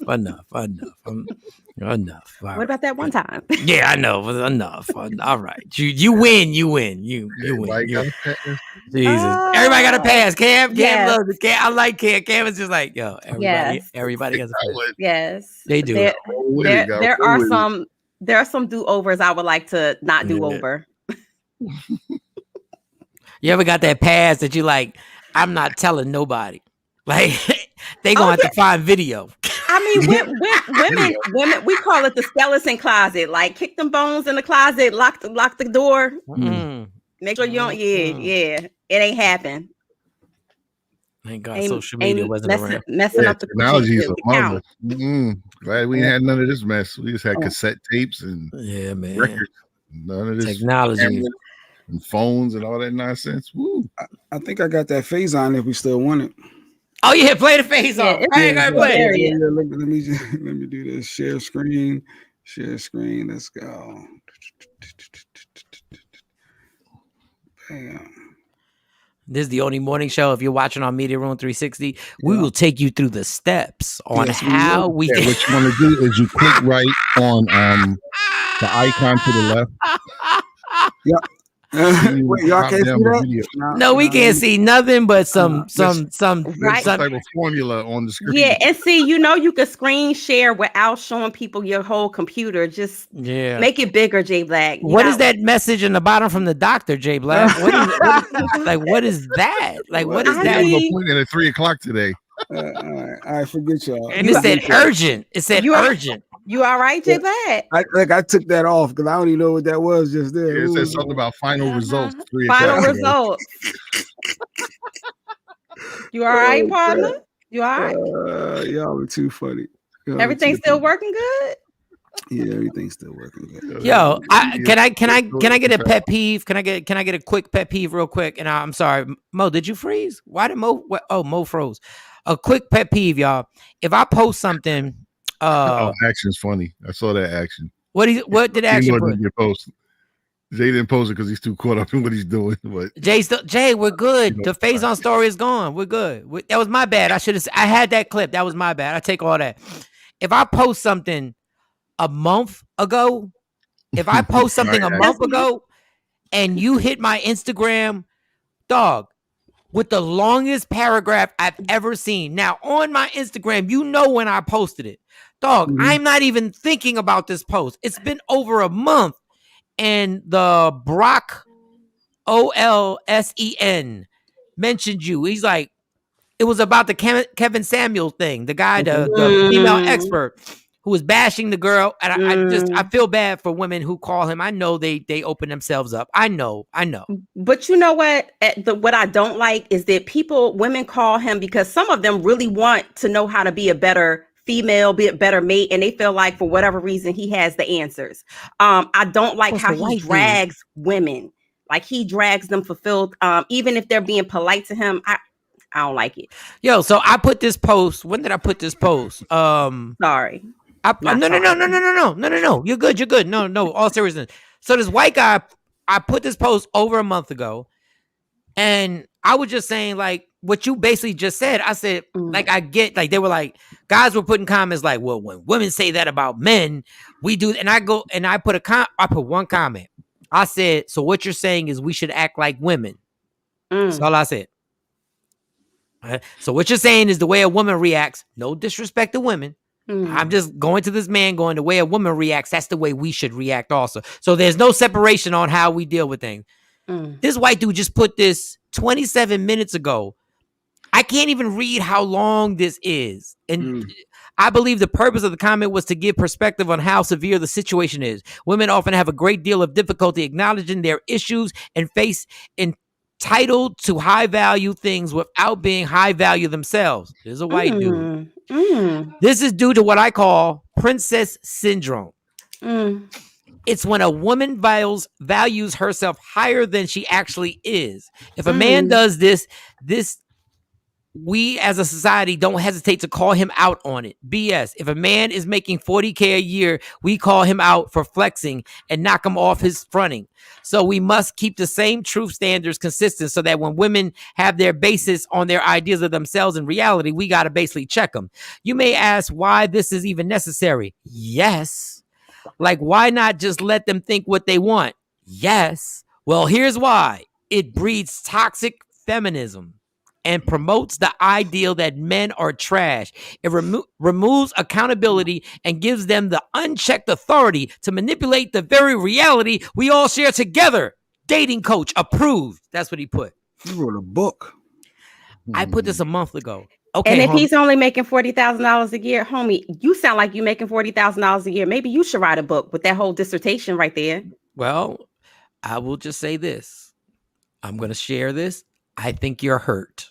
And whoever hurt you, get over it. Don't say butt hurt because y'all want to degrade men. You're hurt over somebody. Somebody wanted that Birkin bag and you couldn't provide it. Now, there is some truth to this. Birkin bag. There is some truth to this. Some of y'all women better understand, just like y'all men better understand, when y'all get on these Instagrams demanding what you demand and you ain't on that level, somebody got to let you know. But my point of my pet peeve is, dude, I put this up a month ago. I just gave you a lot of time on the show. I put it up a month ago. There was a delay in his response. He might have been out of town like Tita. He was out of town. Mexico. I'm glad you made it, Tita, and checking in from Mexico. He might have They scroll late sometimes. You know? Wow, that's dope. But they made it, the fact that y'all watching in Mexico. Viva Mexico. Yo, Mexicans don't play. They ride. They ride out for their culture. They don't play. I love being Puerto Rican, but we don't ride the way Mexicans ride. Definitely just watching y'all and going to sleep. Oh, they just got back to the hotel. That's what I'm talking about. Live that life. That's when I miss drinking. But Michael, Shawn, how do you put a monetary value on self-value and self-worth? Because it isn't it about what I feel like I'm worth? The same as a man. Like, how do you put a value on that? I think I agree with you. Your self-worth should never be limited to what you're making or what you're doing. But you have to understand, don't expect people to give you something. Like men want women to act a certain way, but you're not built to deserve that way. And women want men to give them whatever they want. And I'm like, yeah, but you're not. If we play the materialistic game, okay? I'm not saying this in no way, Mo. if Mo really wanted to pimp this game, no real talk. If I was Mo and I had her body and she wanted to pimp the game, and she said, "Dude, I don't deal with no dude who can't provide rent for a year." I'd be like, got a point. But if you another chick who's asking for the same thing, but you ain't built, and I'm saying this is vain. This is all vanity. I was waiting for you to No, finish. this is all a foul game. But these ladies want to be part of a foul game. You can't ask for Birkin bags when you are a guest bag bitch. Not guest bag. And as a dude, you can't be acting for Bentley vagina when you got Honda Accord penis. You can't. That's what it is. There's levels to this. Ain't that what Meek said? Equal footing. But you should believe you are a Bentley. You should believe that you are a Birkin. You should believe. Just don't try and throw that on somebody else. Don't throw that on somebody else. I believe in meeting people where they are, right? So if you're in a relationship or you're dating somebody and you know your man only make $50,000-$60,000, shame on you if your standards are that Birkin bag, or shame on you if your standards are to have your $2,000 a month rent paid every month, in addition to what he paid at home. That's not realistic. Forget your high maintenance behind. Forget that. You think you all that high maintenance because you what? So but if you I can't afford them. Mm-hmm. But my thing is that's living in your truth and your honesty. If you know that you know, why would you pursue somebody who you are saying up front, I can't afford you? Yeah, you're a guest bag bitch. But Kathy said, "Preach, Mike. Those P's mean something." But this is why I said, remember, I made that law that when we get married, if we get divorced, nobody leaves with nothing. So whatever you got, you got. Whatever I got, I got. So you're not looking at me like, well, the only reason I can be with you is because you're not a come up, or you don't meet my now. If I don't meet your qualifications, God bless. Go do your thing. But at the same time, if you love somebody making $50,000, what you worried about it if you getting yours? If you making your own money, what you worried about? I don't believe in marrying somebody for a come up anyway. I don't think that you should marry them on the sole basis of what they can provide for you, because at the end of the day, money come and go. So that means you're going to go when the money go. You know what I mean? So I don't believe in just solely marrying for that one person. What I'm saying, I don't believe, my personal belief is not to marry somebody just for what they have materialistic wise. Okay, find you a ball player, find you a millionaire, go get that athlete, get pregnant. Society does teach that. But they do push that, Jay Black. You're absolutely right. But you do have standards. Like you do have standards. And absolutely. Yeah, so there's certain criteria that you have to have to ride this ride. Absolutely. Real talk. Don't say ride this ride. Don't say. I'm just saying, like in a carnival, you gotta be this tall to get on. You know, why you gotta bring up tall? Why you gotta bring up tall? You being disrespectful in every way right now. You're being disrespectful. I'm just saying. You know, everything in life. Yes, you do have standards. You stand for something or fall for anything. I'm gonna leave that on the floor. So that makes me, because you have to have standards. So maybe it could be emotional standards. It could be financial standards. It could be a mixture of both. But you better have some standards out here in this dating world, or you won't take no wooden nickels. Okay, so we're getting off topic, but you should have standards. You should have standards. I just think when people okay, so it's the opposite. Let's stay on that. Women should have standards, but we shouldn't be demanding financial situations from other people when you're not even built like that. Okay, all right, that was good. But women should have standards. And I ain't got a problem if a woman really says back for me. And if a woman says you got to make at least 70,000, God bless. Go ahead. Those are your standards.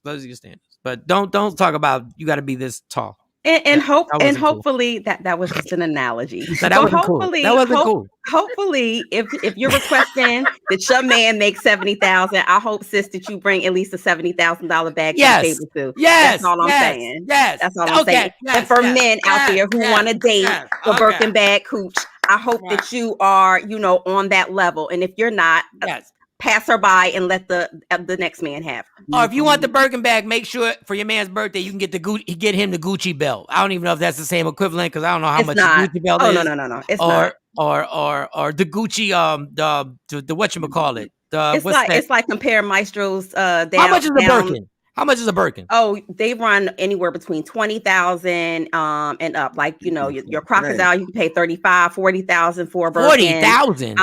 They have the mini Birkins, which are, you know, of course, cheaper or more economically friendly. But you know, there are working men out there who are making 6 and 7 figures who are buying their meat. Whoa. I was making 6 figures. I'm not paying $20,000. If I get you a $20,000 bag, when I put my penis in you, when I take it out, I better be 10 years younger. You better be the fountain of youth after we have sex. I better come back and be like, I am now 27. Goddamn. $20,000. I mean, there are sneaks out there that cost $1,000, $2,000. Again, but it depends on. Get that bag. You get that bag. You can, and there are women. There are attorneys out there. There are women who are doing the damn thing. Who, when they win a big case or they get their promotion, maybe their goal is, you know what, I'm going to buy myself a big purchase, and it may be that Birkin bag. To say, you know, I have to wait for a man to buy me that Birkin bag. But I believe it's about what your vice is, because there are men who pay $30,000 golf club bills a year annually. And for me, I would not pay $30,000 a year to belong to somewhere just to play with balls. But that's something that happens a whole year, and you get to meet other people. If I buy you a bag that costs $20,000, I better be 10 years younger after sex, and my credit score better go up 50 points, like immediately. Like once we get done, have sex. My credit score better be 900. And Mark says you want to change that. I want my chains, damn it.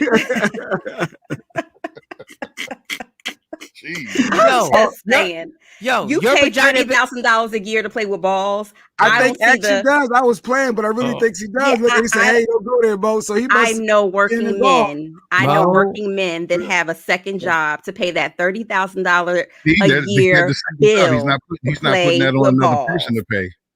Yeah, but he's not putting that on another person. But what I'm saying is, there are men who enjoy buying things. There are men who enjoy buying things like that for women. There are men out there. I mean, that might not be your obviously. Jay Black, that might not be your twist. No, but there are men who are out there who like to buy but they're paying it for themselves. But Mo, if I buy you a $30,000 bag, your vagina better come with advice. What? But like your vagina better come with, I can have therapy and meditation, and just sit there and go like, Mike, your problem is I need what? That is a lot. Kathy said, "You in that $20,000 bag? What are you putting in there? $2 lipstick? Like, what are you really putting in that bag to carry? I mean, I don't get it." But wait a second. You know what? Mo? What is the most expensive gift you've ever been given? Because I realized that we're trying to critique Mo, but we're not in her. We're not in her league. We're not in her league. The red bottoms, the bags, Mo, that's her world. I'm curious what this. So I do enjoy things like that. But I do have a mix of, you know, common items. But yeah, so the most expensive thing I've ever received. I'm trying to think back. You want to say most expensive bag I've received? The most expensive thing. Was it 10,000? Was it 11,000? Was it 5,000? You know, what was it? What was it? And you ain't got to tell us what it was. Just tell me the price range. I want to know what it was. Yeah, tell us what it was too.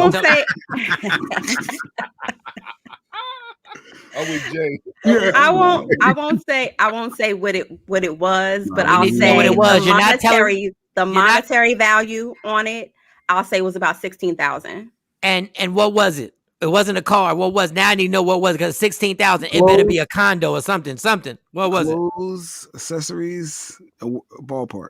Or was it just money given to you? Better yet, do you still have it? I have most of the things. I take very good care of my expensive things. So yeah. No, the I have all my $16,000 jewelry. thing. The $16,000 thing. Do you still have it? So no, I traded that in for something else. It was a car. It was a See, it ring. was a car. No, the car. It was a ring. It was a No. ring. It was a what? What was it It was then? a ring. It was a ring. It was a jewelry. It was jewelry. Mhm. Jeez, my God. And you traded the it best in. thing, That's yeah, foul. because That's the best foul. thing That's foul. we wasn't like that, J Black. It ain't like it was a family heirloom. It was out the jewelry store. So again, something like that. I mean, I still got my first Rolex. I mean, things like that. It's not that jewelry you can always trade in and get. What Jim Jones said back in 05 was like 05. What he said? Balling. Go ahead, Mo. So but I do not seek out, because don't be messing up my dating game. I do not seek out men just for what they can do for me. But do I have standards? Absolutely. Yo, if I have sex with you and I buy you for $16,000, your coochie better come with the Powerball numbers. The mega ball. So let me say this. So you say that. At least a big scratch off. At least a big scratch off. So let's break this down. You say that, right? But while you're dating and you're going out every month, you're going out during the month, your drinks, food, little gifts and stuff here and there, swipe of a credit card here and there. You might spend $16,000 in dating in a year on somebody. No. Who it may not even work out with. I promise. That's why guys don't like to date. It's too much pressure. That's why. No, I promise. Too much invested, and you're not guaranteed the return. Yo, you don't know if it's gonna pan out. Yeah, you don't know what's gonna pan out. I promise. Dating's not a lock-in. Dating's just, it's loose. It's floating. But if you're enjoying the woman's company, dating, when I say dating, I don't mean like, you're just casually going on dates. I'm saying somebody who you're seeing constantly, consistently. You're taking her out, you're swiping your card, you're buying drinks at the bar. Maybe some of her friends are with her, so you're buying them drinks too. Those type of things. You think that you're not going to spend $16,000 dating in a year? You are. No, I'm not. I'm not. I'm you just don't realize it because it's in increments. No, I know. I bet you are. Why am I dating somebody for a year? That's too long to be figuring out whether we connected or not. So when I say dating, I mean like whether you acknowledge that the girl is your woman or whatever, that's still dating. You're not married. I consider if you're not married or engaged, you're dating. Okay, well, I'm telling you this: a year, I'm going to spend $1,500, and for the year, it's impossible. Even with Fridays. No, I have a bank. I have a bank app. I look at my app every 20 minutes. I know what I'm spending. We're first of all, you're having 3 drinks. It's going to be $1,500, $2,000, and with that, the vagina doesn't have to have a lot come with it. Maybe some pass it to Six Flags or something, but the vagina still has to have something. You at least got to be able to teach my kids to read really, really good. Like, it's got to be something that you got coming on. Mandatory tutoring. Yeah, there's got to be mandatory tutoring. There's got to be something you're good in science. A $16,000 bag. Let me tell you. Look, I know it was jewelry. I mean, jewelry. But I'm just saying, if I'm making a few million, now if I'm making a few million, it puts everything in perspective because $16,000 is just a drop in a bucket. He wasn't making a few million. Well, then that he's killing himself right now. Well to do. He definitely. I mean, he was well to do, but 16. He wasn't like a multi-millionaire. After you broke up, he jumped out the window. Stopped dating. Yeah, after y'all broke up, he jumped off a bridge. After you stopped dating, they were just dating. Remember, she was seeing other people, and I ain't mad, Mo. Go get what you get. I'm a 6-figure. Hold up, Action said. I'm 6 figures and I didn't spend $16,000 on my wife when we were dating, and we've been married for almost 20. $16,000 is a lot, but that's a lot. That's like I'm telling you, $1,200-$1,300 a month. So let me ask you this: mix the dating up. You got Cam, you got Valentine's Day, you got Christmas, you got a birthday. I'm just talking about three holidays. I know that you're going to spend money. That's right? $300. Altogether, that's $300. With someone I'm dating, with someone I'm just dating. You keep saying just dating. If you're not married, if you're not married and you're dating, then you're dating. I just told you it's $300. You got $100 event. $300. I'm with Mike. $300. I'm a different guy. I might go 4. I might go 4. A little extra. All right, F it. $450. $450. It's $450. Because this budget that y'all talking about, y'all messing with, what kind of coochie y'all be getting? Oh God! Oh goodness gracious! You said 300 for the year? No, you said you named the holidays. Name the holidays again. Name them again. Valentine's Day, Christmas, 100, birthday, 100. First year, 100. But when y'all go out to eat, you spending more than $100 when you go out to eat. All right, so I have $1,200 for the year because I spent 3. I got $1,200 left for the year. I'm only seeing you like once a week. We talking on the phone. Mark says, so I'm asking for a friend. If I spend 16 or 20 stacks, then the rest of the time you get nothing. Just asking. 16 or 20 stacks, and then you get nothing. Either. You expect more after that. So it's not about me expecting. It's what he felt like he wanted to do for me. I didn't ask for it. Your vagina better smell like rebirth. Your vagina better smell like faith. Like when Michael Shawn, I have a sparkling personality. I'm telling you right now. But what made you really get it? Because Mo, you always I never see the red bottoms. I never see the bottom of your shoes and all that. But I do have red bottoms. But I know you do. She don't have a pair of shoes that aren't red at the bottom. What are you talking about? That is not true. So how did you get into that? Was it just the lifestyle around you, what you seen on TV? Like what made you know what? I like the finer things. And I'm not a Walmart, I'm a Target person. Like what made you get into that? So first of all, shout out to Target, because yes, it's Target all day over Wally World. But I think it's not just so much I hone in and say, oh, they got to be Chanel, they got to be red bottoms. No, I got a mixture. If I like it, then I'm gonna buy it. If I like it, then I'm gonna get it. But everybody has their vice. You might collect little freaking Beanie Babies. I mean, Cam, you might spend $500 on a classic record, and I might be like, "What the hell? I wouldn't spend that money." It's about what you like. And that would only leave $1,000 for the budget for the rest of the year. That only leave $1,000 for the budget for the rest of the year. She can't get the chicken fingers and the fries. She only got to get the chicken fingers. If I spend $16,000, I have sex with you, your vagina better take me to the future. I'm not playing with you. I better wake up in 2026. Like, yo, this is crazy. But shout out to my godfather. I mean, even as a kid, going out to business lunches and stuff with him, he would always let me. I never picked off the kid menu. He would always say, order what you want. Okay. Oh, she wants lobster. She wants shrimp. So, I mean, those are the things that, those are the things I was exposed to growing up. I mean, man, my greedy ass kids been doing that since they were 10. My greedy ass kids been asking for lobster, and it was nothing. Man, listen, it's nothing wrong with that, though. It's nothing wrong with that. There's nothing wrong with wanting the best, understanding what the best is, technically, or what the best is and stuff like that. It's just understanding what should be, you should possess if you get a $16,000 gift. I just want to make sure that you understand. You better have that coochie. Better have the cure for cancer. Like I better come out that joint and be like, "Yo, I got an idea right here, y'all. We got it. We good now. I figured out."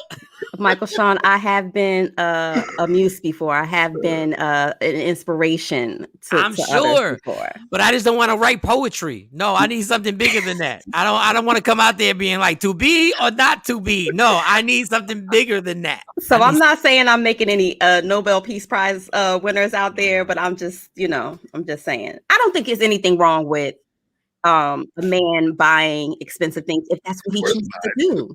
If that's what he chooses to do, it's nothing wrong with that. No, I got it.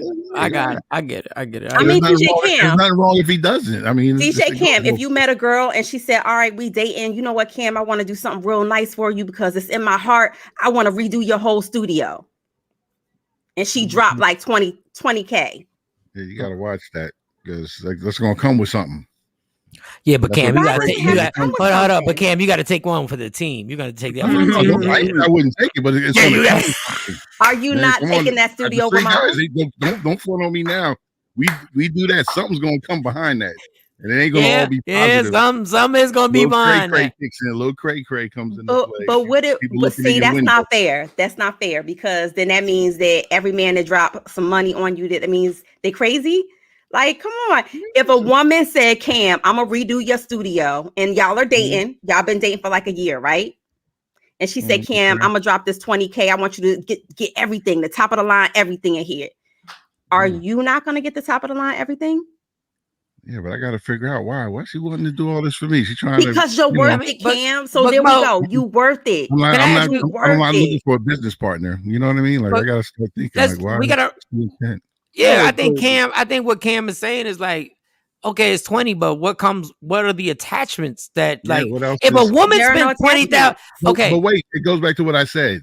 And we're gonna still be dating? Like, I'm gonna even question that. Like, really, you're gonna do that for me, and we're still just dating. So when you say dating, in my eyes, when you talk about dating, we too old to say, yeah, I got a girlfriend. Like, no, that's your girl, that's your woman, that's your girl, that's your woman, that's the person you're dating because you're not married to her. All right, two things. Then we got to wrap this up. Number one, guys will give women gifts and believe that they own them after that. So let's be clear to these young girls. Okay. Absolutely. I definitely let's be clear to that. Then number two, all these guys that bought you gifts, don't take this personal. All these guys that spent all that money on gifts, not saying you weren't worth it, not saying they weren't nice. At the end of the day, you're not with them. No. So it was a waste of money. And on their part, it was really a waste of money. It's bad investment. No, because I don't part ways with anybody with like any type of malice or anything like that. So unless you still smash them, it was a waste of money.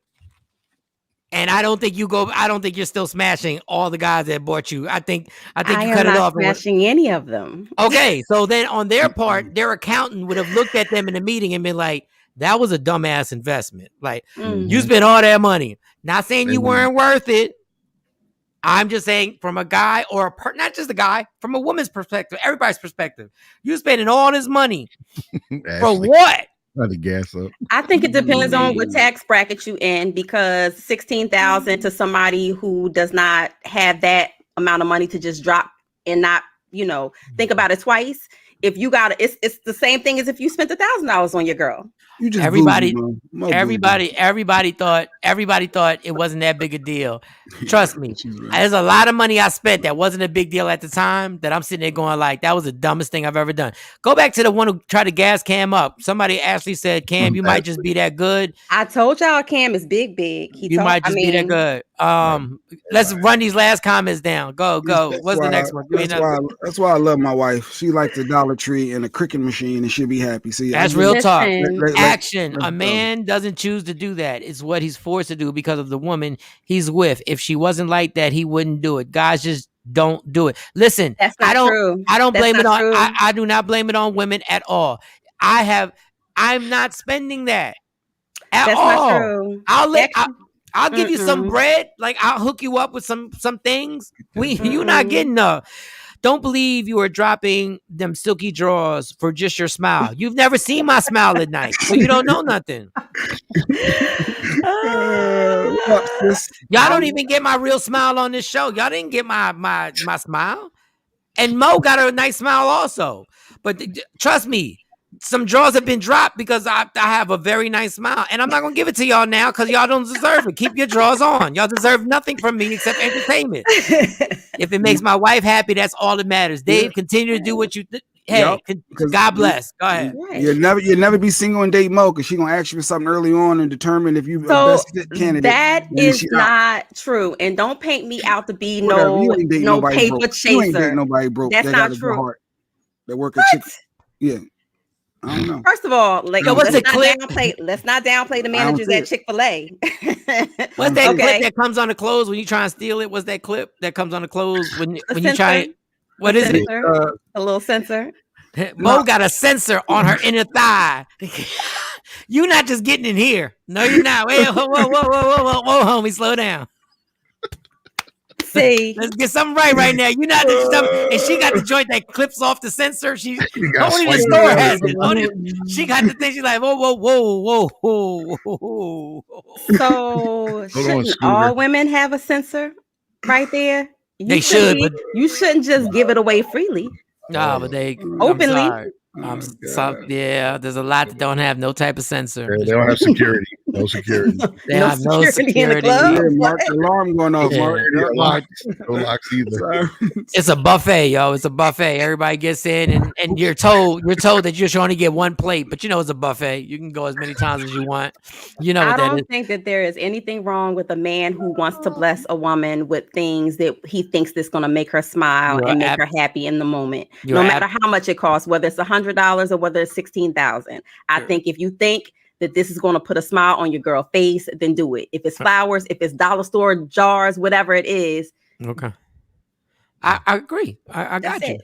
I got you. And I'm giving you compliments. This is not to distort anything. You have proven that your worth is bigger than what any man has ever gotten you. But in the game, you're like in this game, which is a vicious game. Understand? She's got a And if I was a $16,000 game piece of jewelry. player, you wouldn't be I on was this show right now. really a game player. We'd only Thank talk to you once a Thank year. You'd be somewhere in Once a year. you'd be I would somewhere in invite you Dubai guys right to now. I would invite you guys to the island. Yeah, you'd be on the island and the sensor would be off your vagina. But It'd be all that good. game comes with stuff, and every woman that's in that game knows. So that's why I don't even play that game. Man, y'all lucky. I'm not a sexy ass female. Y'all lucky.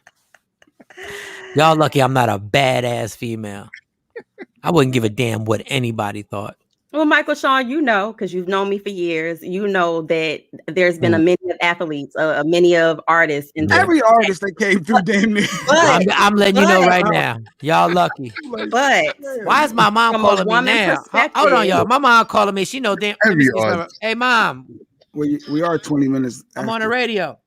We are a little late. Yeah, I'm still on the radio. We're late. I'll call you right back.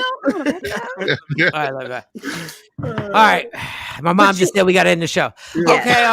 Happy birthday. You know, Michael Shawn, Shawn, you know that if you, as a woman in a certain position, you know that if you bite the apple, that you're going to get labeled. That's you all just I'm gonna like Jay say. Black. We got to end the show. We got to Real end the show. quick, real quick. We got to end the show. We're done. Got to go. Happy birthday to my niece, Adrian. Happy birthday, Adrian. Yay. Enjoy your day. Happy Enjoy birthday, the Adrian. holiday weekend. Enjoy. Happy birthday, Adrian. All right. Love me for who I am, not who you want me to be, because I can never be that. And understand, if you get a $16,000 bag from me, your vagina better come with fortune telling, fortune cookies.